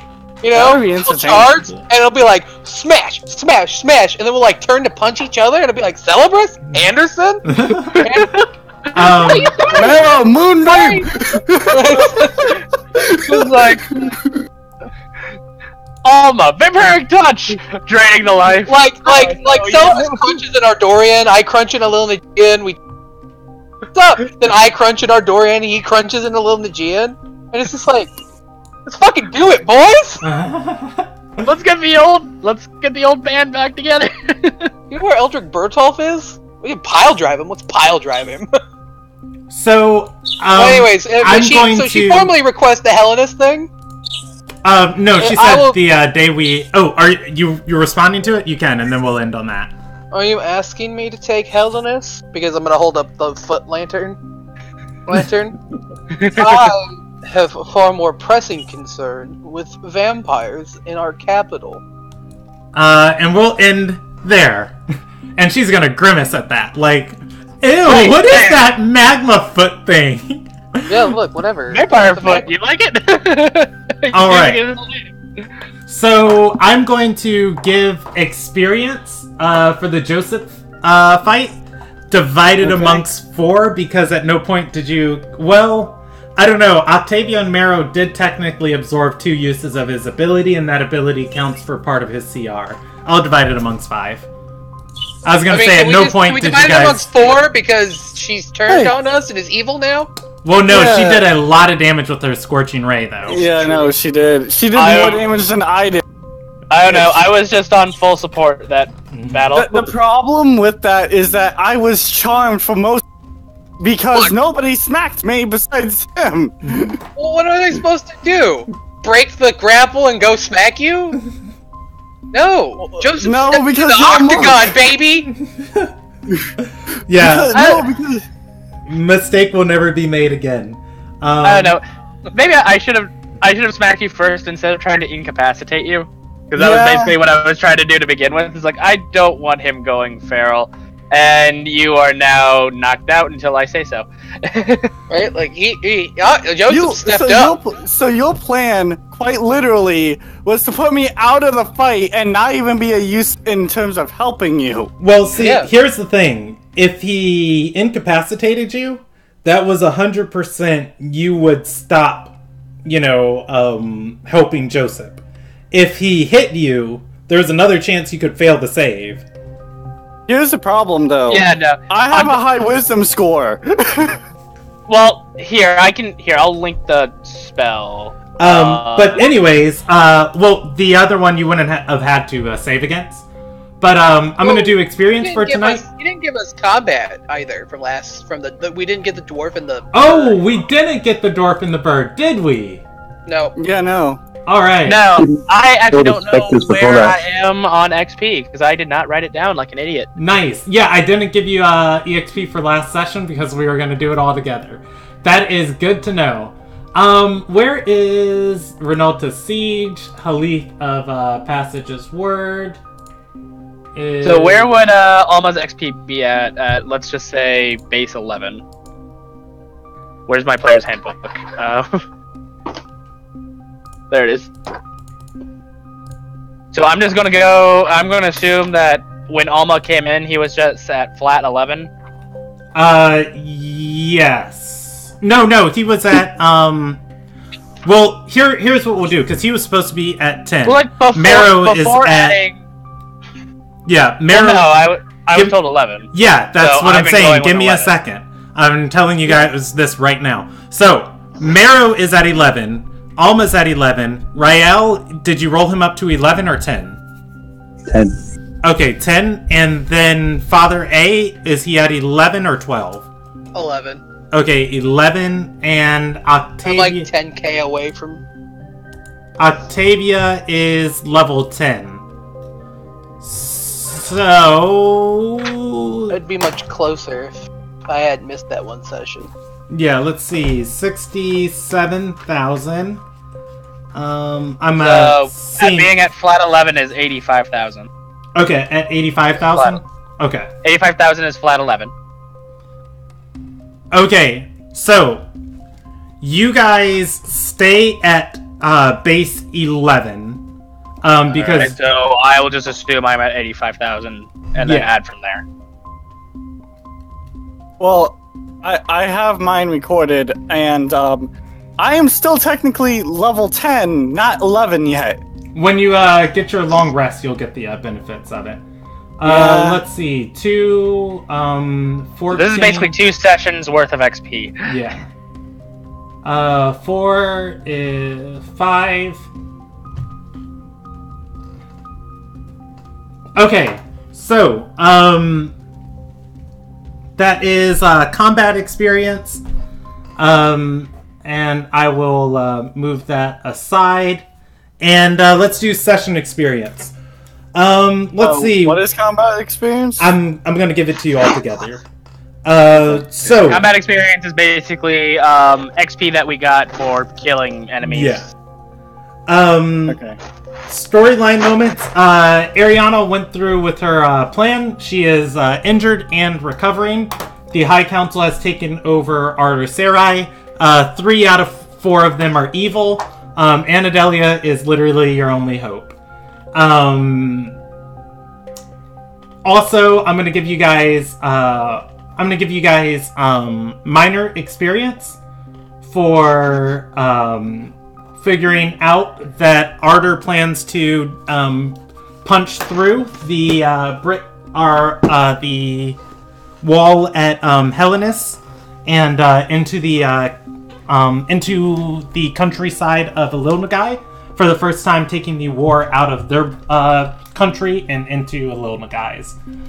Other major experience, I'm going to give you guys major for finding out the Twilight Fang was agitating a catastrophe inside of Arter Sarai, or inside of Arter. And I'm going to give you a minor for recruiting Makana to your goal of beating them. And anything else major happen. I mean, I mentioned teleportation circle. Oh, we just go to teleportation circle. Destroying it. We fucked up Joseph, who may or may not be alive. I'm going to go with the assumption that he is. Or that would be combat plus the Twilight Fang thing. Yeah. Yeah. I meant to Oro. what's her face? Sexy evil lady. That we have a vampire problem. I don't know if that counts because that'll probably be more fleshed out next session. Yeah, your benefit to that is not being sent to Hellenis. Telling Oro that his sister might become a Terai. Yeah, I'm not going to give you bonus experience for that. I'm going to give Marrow inspiration. But I'm going to I do that after I do experience. And I think that is everything. Okay. So total adds up to? Everybody put yourself at base put yourselves at base 11, and I'm going to add this up right now. Base 11 is 85,000.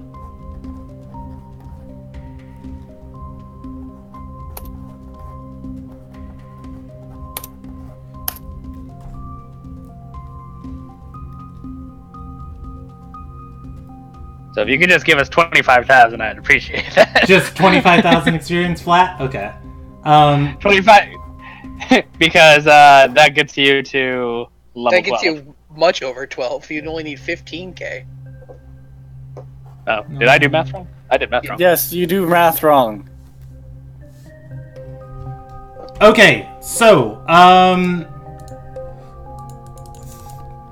just to preserve where the party is supposed to be at, I'm